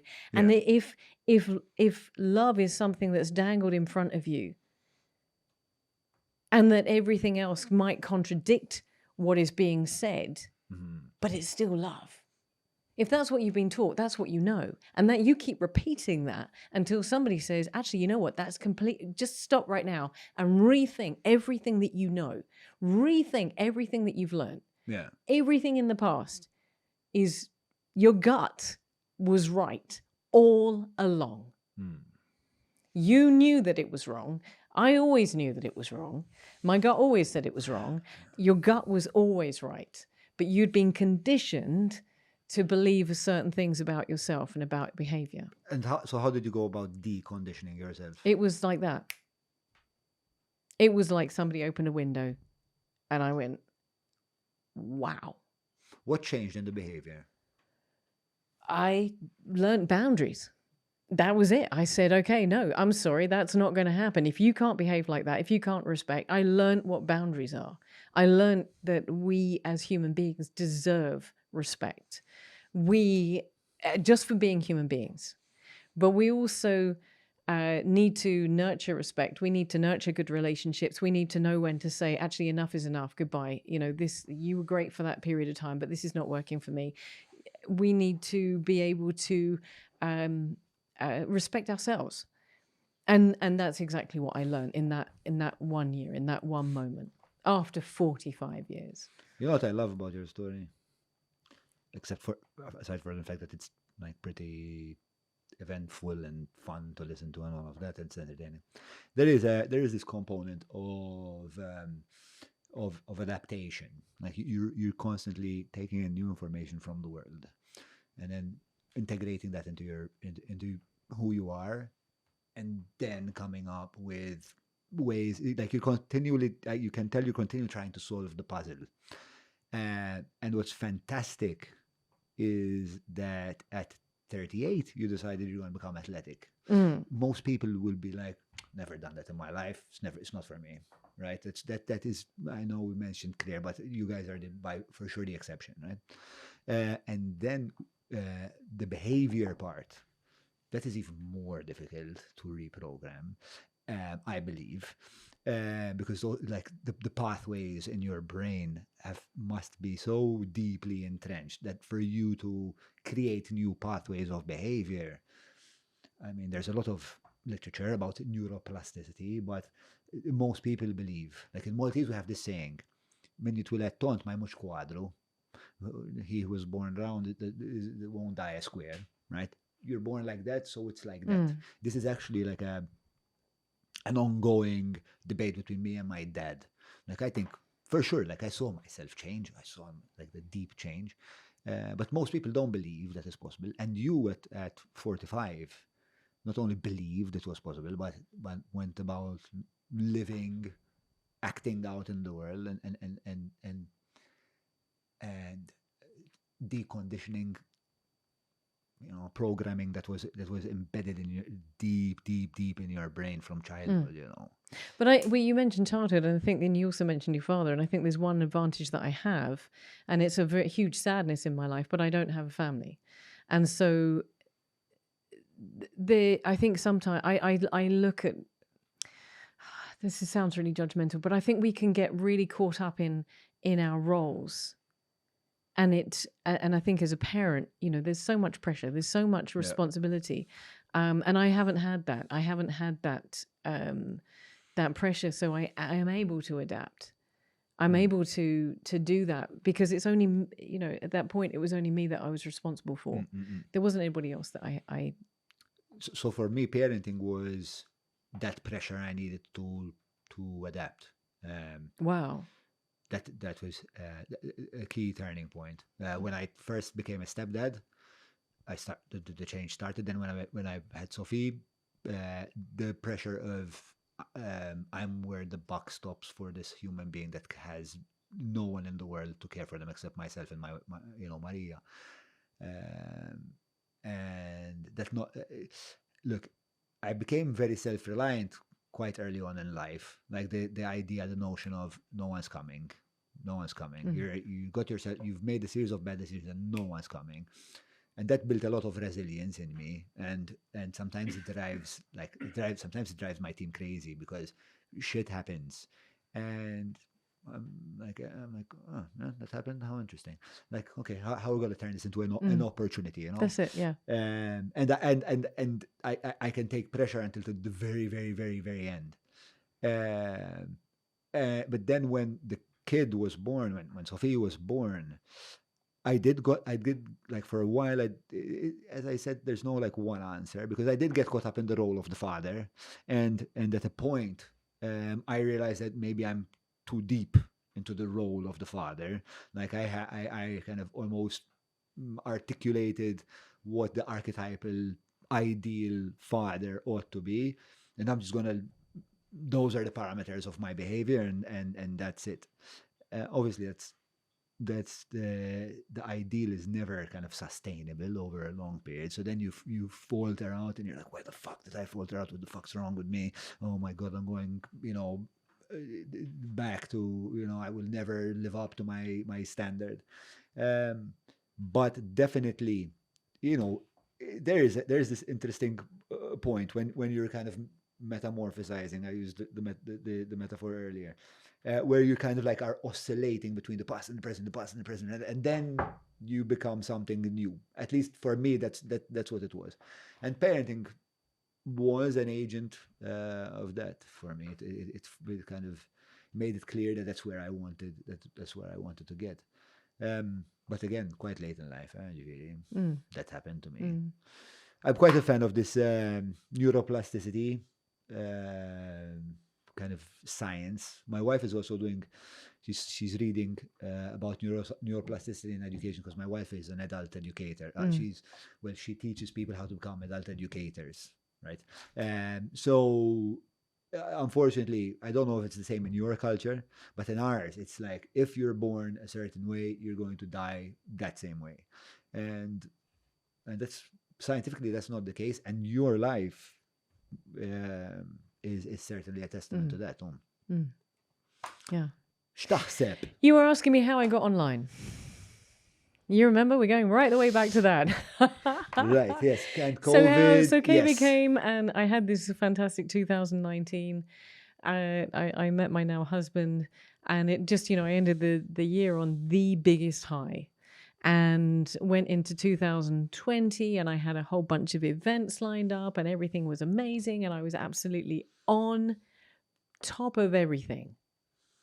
And COVID hit. In actual fact, I was training to do a 168-kilometer run around Malta for Nila Juice's Wave of Change. And I just had the okay to close the coast road at 10 o'clock in the morning. We're going to close the coast road so we can have all these people run for the last 4 kilometers of this 168. We had 12 bands were playing. There was Red Electric, there was Era, there was, Ivan Grek, and everyone was involved. It was a huge thing. We've been planning it for 9 months. 10 o'clock, yes, you can close the road. 12 o'clock, COVID has hit Malta. Wow. And everything shut down. And shortly after, we went into a situation where XFM found itself in trouble. We were not getting paid. And I had at that point to say, I can't continue and not get paid. And so I had to walk away from radio and I ended up doing a number of other jobs. I had some great people who were helping me out there and employing me in a real scary situation. And Tez, who used to do the Friday show with me, she said to me, why don't you podcast? And I'd never heard of podcasting. I knew there were people that did podcasting. I didn't know anything about it. And originally I started doing a show called The Interviewer, which I still do, and I'm going to be doing more of that. And had some great guests. Roberta Metzler was on it, as well as pop stars and all sorts of things. It was just such a great show. And it was interviewing. And I'm so nosy. Everybody has a story, and I want to get to the bottom of the story. And it was through that interviewer show that I then ended up interviewing Maxine Attard. And I've said this a whole bunch of times. And Maxine Attard, I said to her, she's a great friend of mine.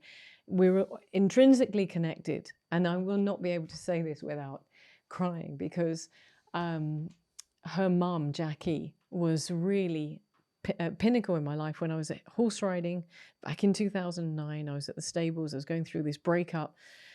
And it was actually her who saved my life when I had the horse riding accident. And there's a whole film about it. This film crew came from sponsored by the BBC to come and make this film about the accident. And I never asked the question I never had asked the question, who found me, who put me in recovery? But they told me in hospital, whoever found you and put you in recovery potentially saved your life. That was, you should be dead kind of accident. And it happened to be Maxine's mum. And unfortunately, by the time I found out that, Maxine told me when she was on a show with me on XFM, she told me in an ad break, and I never knew, and her mum had just passed away 2 months before. And we cried our eyes out in that show. And we hugged, and she's now married to an Adrian Attard, and I'm married to an Adrian Attard, and quite often on social media we get them muddled up and all these sorts of things. So we're intrinsically connected. I said to her, Maxine, come and talk to me about being an actress in Malta. And she just had a miscarriage, and she said, can I come and talk about that? And I was like, wow, yes, you can. I'm not a parent. I can't be a parent. And I missed that part out because that's thanks to my ex-husband's boss, who gave me an STD in that incident, and I didn't know about it for 10 years. And so by the time I found out about that, I was actually not able to have children. So I was learning about something I'd never experienced. I didn't know anything about that. And I said, come and talk about it. And we recorded a show about miscarriage. She was very explicit, very honest, very open about it, as we would be, because we knew each other. We put it out and it had 40,000 hits in 48 hours. And women just saying, nobody has ever talked about it. I had a miscarriage 20 years ago. My sister's had a miscarriage.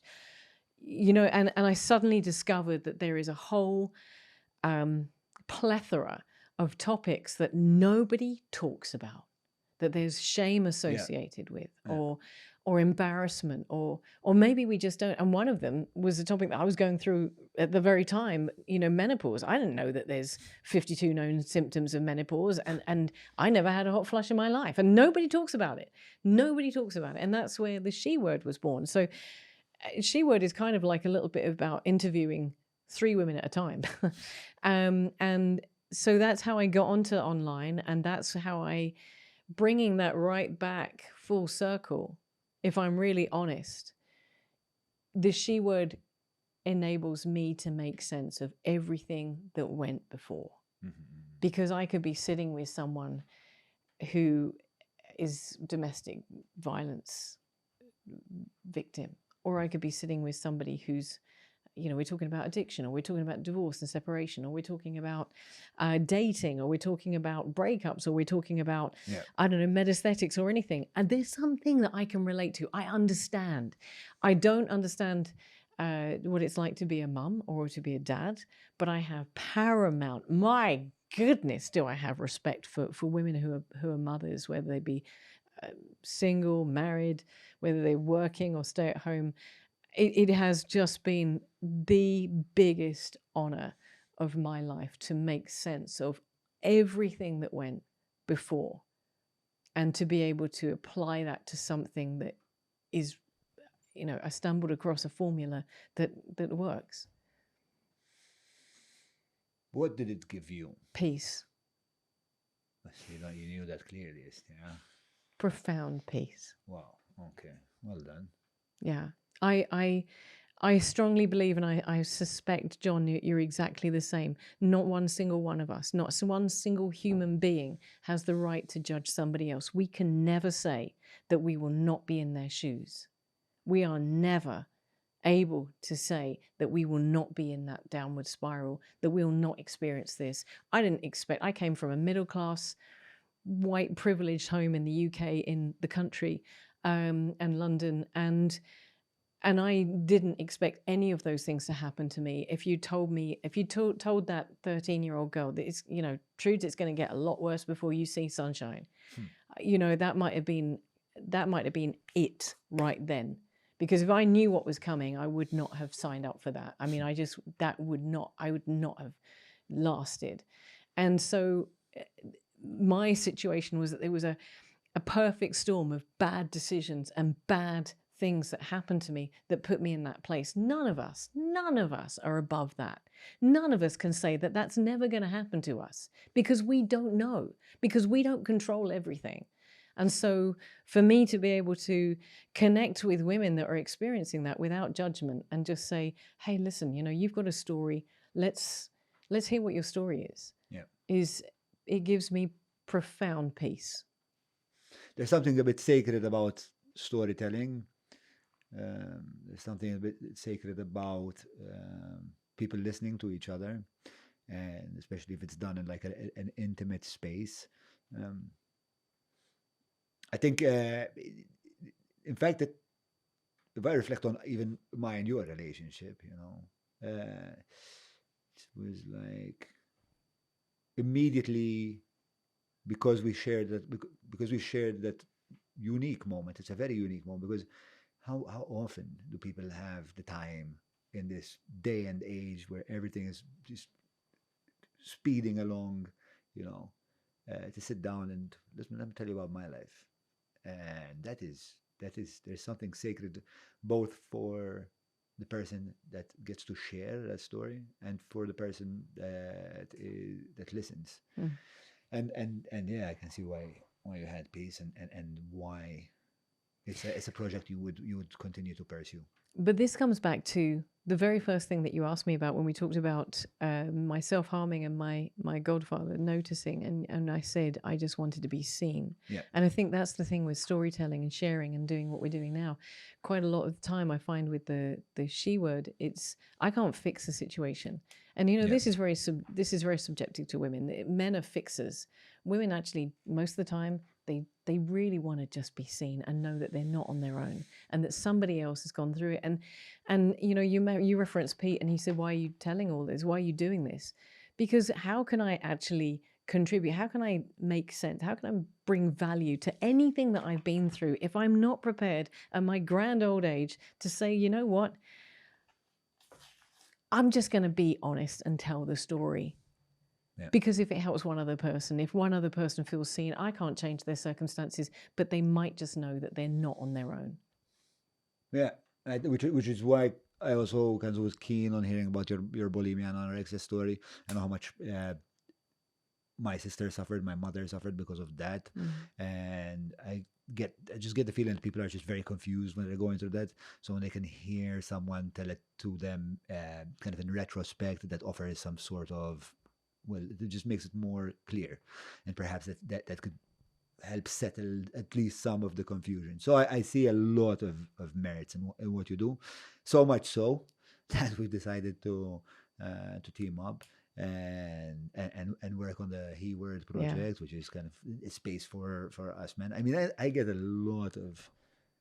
There's a few young men that you know, I see from time to time. They come over to the office, you know, and I want to know how their lives are doing, and I kind of try to give them feedback. I hate being prescriptive because I don't have all the answers, but I can listen and I can say, listen, when you know, when I was in a similar situation, this is what I did and this is how I made it out.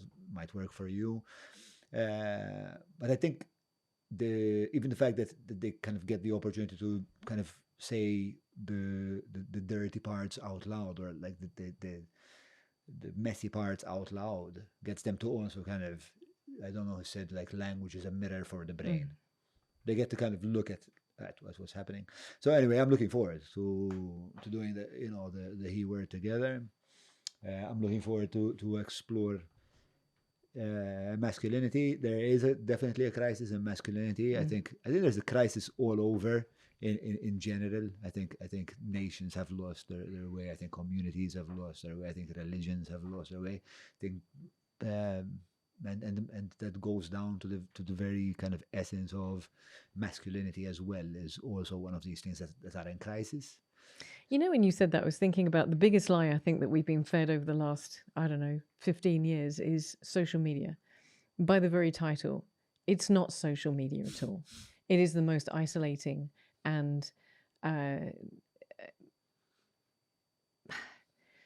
depressing in a lot of terms, because social media applies so much pressure to be something that we possibly, in no way can we possibly be. And there's no social about it. Social is when you sit down with someone and you do this. Social is when you go up to somebody who's having a bad day, you give them a hug and, hey, listen. Social is when you sit down, you guys sit down at the pub and you have a pint and you, hey, listen, you might not go into everything that's happened to you, but you have that social framework that gives you at least the opportunity to connect. Yeah, I think we're the most, how to say, connected and distant that we've ever been. Because like everyone's literally around the globe is a message away. Like my designer is in, like my animator lives in Sydney. And, you know, I had to send on the WhatsApp, 3 seconds later, he receives it and he's replying. Like that's incredible. But at the same time, yes, we are kind of just falling into our phone. I think it's a powerful tool. I think we can definitely yield a lot of benefits from it. Obviously, the relationship is going to continue to get more complicated as the algorithms get better at taking your attention away from you. As artificial intelligence is now kind of on this it's just the evolution of AI has just been happening so fast that I think one thing that I tell my kids, and when I tell things to my kids, I'm also telling it to myself. The first kind of maxim that Sophie learned when she was about 2 or 3, two of them. One is Sophie is, and she'll stay strong, and the other one is attention is everything. Like that is literally. You should never discount the currency of attention, and I think once you learn that, and you can wade through the dangers of social media much better. But of course, on the other side of the screen are a bunch of programmers, scientists, and God knows how many people just trying to figure out, okay, how do we keep this guy on for at least another 5 minutes, So it's I think just to add to that, just because we're on the topic, but I think it's worth remembering that Mark Zuckerberg is not your friend. Mark Zuckerberg and Facebook is not there to make your life better. It's not there to make you feel warm and fluffy. It's there to make money. Yes, of course. And I think we have to keep remembering that all of this, everything we hold in our hand, is there to make money. And we can benefit from it and we can use it if we have the right attitude. Then it's a great tool, like you said. But not to forget that it's all of the algorithms, all of the programming is to keep you there because that's how it makes money. Yeah, correct. There's an equilibrium one needs to arrive at. Listen, before I close, your future, was that like?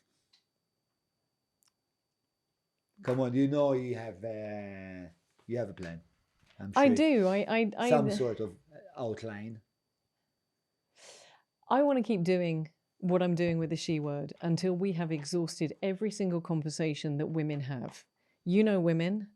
We're in for the long road, right? Until women don't need to talk anymore, we'll just keep doing what we're doing. And I'd like to see being able to take that further afield, to also to give that platform to men, as you're doing, as we're going to be looking at that. And also, and I want to be doing more interviewing as well.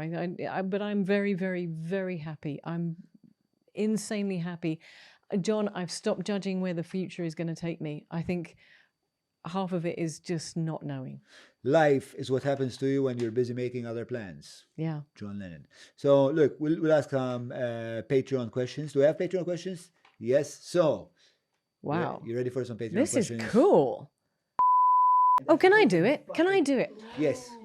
Okay. Ladies and gentlemen, welcome to the John Malia podcast, which is happily brought to you by Browns. Browns, the most amazing pharmacy on the Maltese Islands.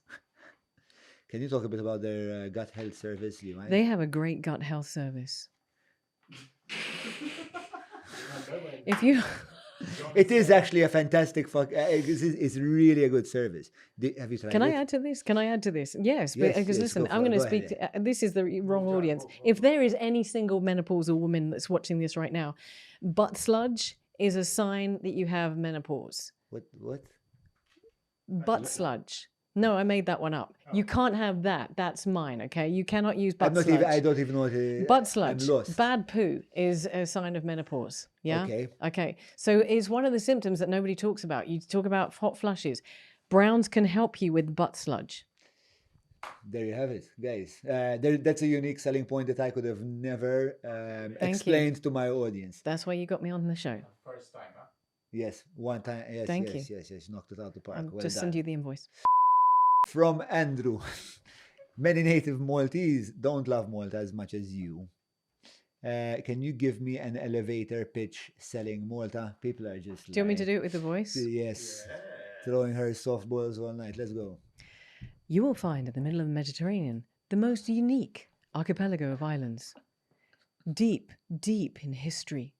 These islands have changed the course of world history not once but twice over the last millennia. Visit these islands, stand on the temples of the Phoenicians, engage with the buildings of the Carthaginians, visit Roman villas and temples, stand on the site of the Great Siege. I've gone into sexy face now, sorry. Stand on the site of the Great Siege, and you too can experience the history of the Mediterranean. Does that work? I didn't even... That was yeah. Fantastic. We should have that with some Hans Zimmer and some just drone shots. Just drone. I swear your voice got natural echo. So weird. Fantastic. Anonymous. Is being confident the result of a series of decisions you took and pushing yourself or a character trait? Does running help the mind apart from the body? Oh, Yes, I okay. haven't seen the podcast yet, so obviously. Yeah. No. Two questions. Two questions. I was always as a girl, as a little girl, I was always a bit of an actress. I was always I mean, at school, and I'm not. It's just the way that I am. It's the way that you are. I was a bit of, the storyteller. I was the joke maker. I was the one that was like, Mr. Leggett, I love you.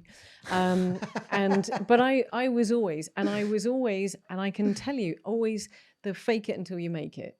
And I was always that, and I always had the attention of my friends. So I think that there was always something in me that was outgoing. I am an extrovert. I'm happy to say that. That's how I am. I love all of that. And I think it was just inbuilt. I think that's the way that I am. Mm-hmm. And I think different people are, they're programmed in different ways. I'm an extrovert. I never have a problem standing on a stage. Get me in front of an Excel spreadsheet. I will break into a cold sweat and I will literally shake. Take me to see my accountant and I will sit there a gibbering wreck. But stages and all the rest of it, my confidence, I think that's the point though, isn't it? Confidence is subjective to circumstance. Yeah. You get my husband. I think they're talking about, the type of confidence that gets you up on a stage, gets you to like talk to people you don't know. Absolutely. So you've always had that ability. I've always had that ability, but I'm going to tell do I have time to tell another real quick story? Real quick story. I've told this story a number of times and it has a profound effect on me. It's something I've learned recently. Yeah. I was standing in Prague airport. I spent the last 3 years between here and Prague. And it was an Air Malta flight that was delayed. So I was there at 1 o'clock in the morning, waiting for my flight to come back down to Malta. And I walked into the toilets and there was a lady standing at the toilets. She was wearing a red suit. She had probably naturally blonde hair. And she was looking in the mirror. But there was something about her that was just out of place. She looked really good for 1 o'clock in the morning. And I went into the toilet and I was really compelled to say to her, you look really good. And I went into the toilet and I was like, but, first of all, I don't know if she speaks English. Second of all, I'm thinking to myself, and thirdly, I'm just thinking, how long can I stay in this toilet until I come out? Because I promised myself if she's still there when I come out, I've got to say something. So it was awkward, it was getting to the point where, really I need to come out of this loo. And I stood out and I came out of the toilet and she was leaning on the sink and she was looking at herself. And I said to her, do you speak English? So I'm going to cry again. And she said, yes, I do. And I said, can I just tell you, you look absolutely amazing. You look gorgeous. And she turned to me and she looked right into my soul. And she said to me, "You have no idea how much I needed to hear that." And we sort of had an awkward pause and I walked out. And I've never forgotten that. That had been about almost a year ago. And I always wondered what her story was. There was a story. Must have been, yeah. And I had the ability on that day to do something for her. And whether or not it's confidence or whether it's just, you know what, we're human beings. Why are we not doing more for each other? Yeah. We're in this mess, this world together, you know, really seriously. And I think when you get to a certain age, you actually, listen, ask any of your female friends who hit 40, there is something that happens on your 40th birthday. You just actually don't give a shit anymore. Yeah. Things are heading south and you just know that really none of it matters. Doesn't seem like they're heading south for you. No, like there are definitely parts of my body that are heading south. I mean, seriously. Welcome to the menopause. So I think it that is part of it, is that just that confidence to be able to do that. Then once you've done it once, oh, now I'm the crazy lady, minghajr blonde Inglesa. I'm walking around going, do you know you look good? That's really nice. Do you know you're amazing? Because I get confidence from doing that. It's a reciprocal relationship. Why not make people feel good about themselves? Absolutely. If you can. It's a gift to yourself.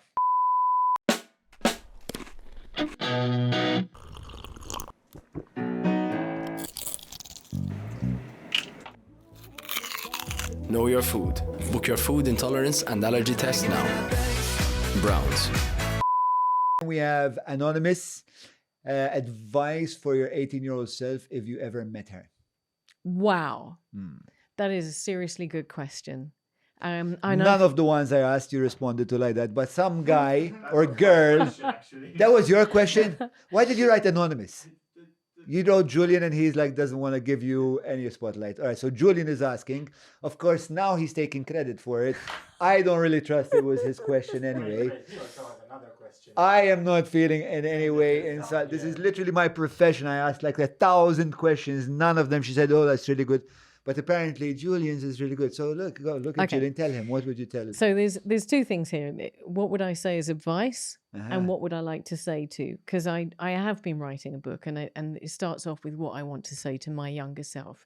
The advice I would say, and I've said it before, and I'll keep saying it: listen to your gut. Your gut does not lie. We are all instilled with something within us that knows when something is right or wrong, when we know that we're in a bad relationship, when we know that we're taking the wrong job, when we know when it's right. We are that is without a shadow of a doubt. There's no question about that.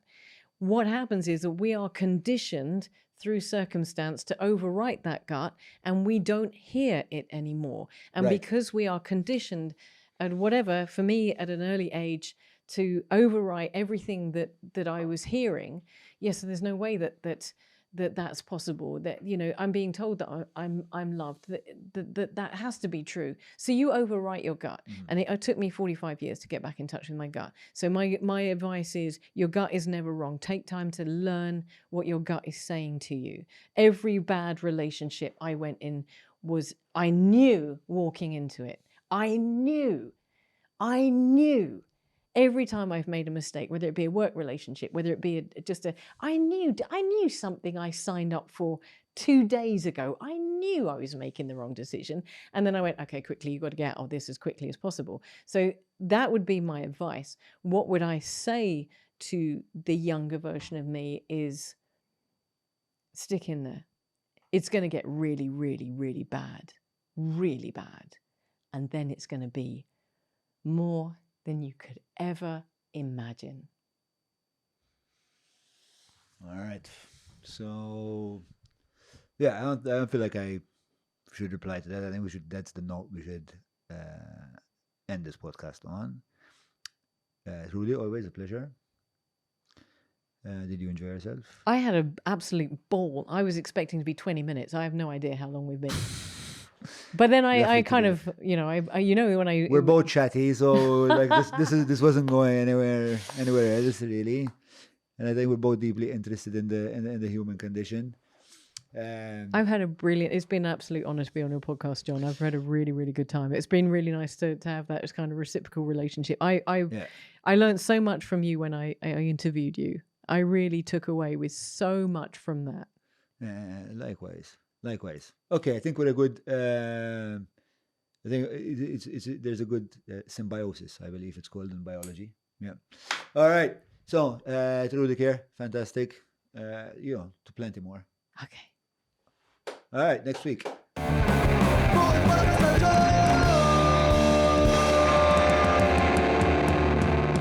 Mela, tlaqna?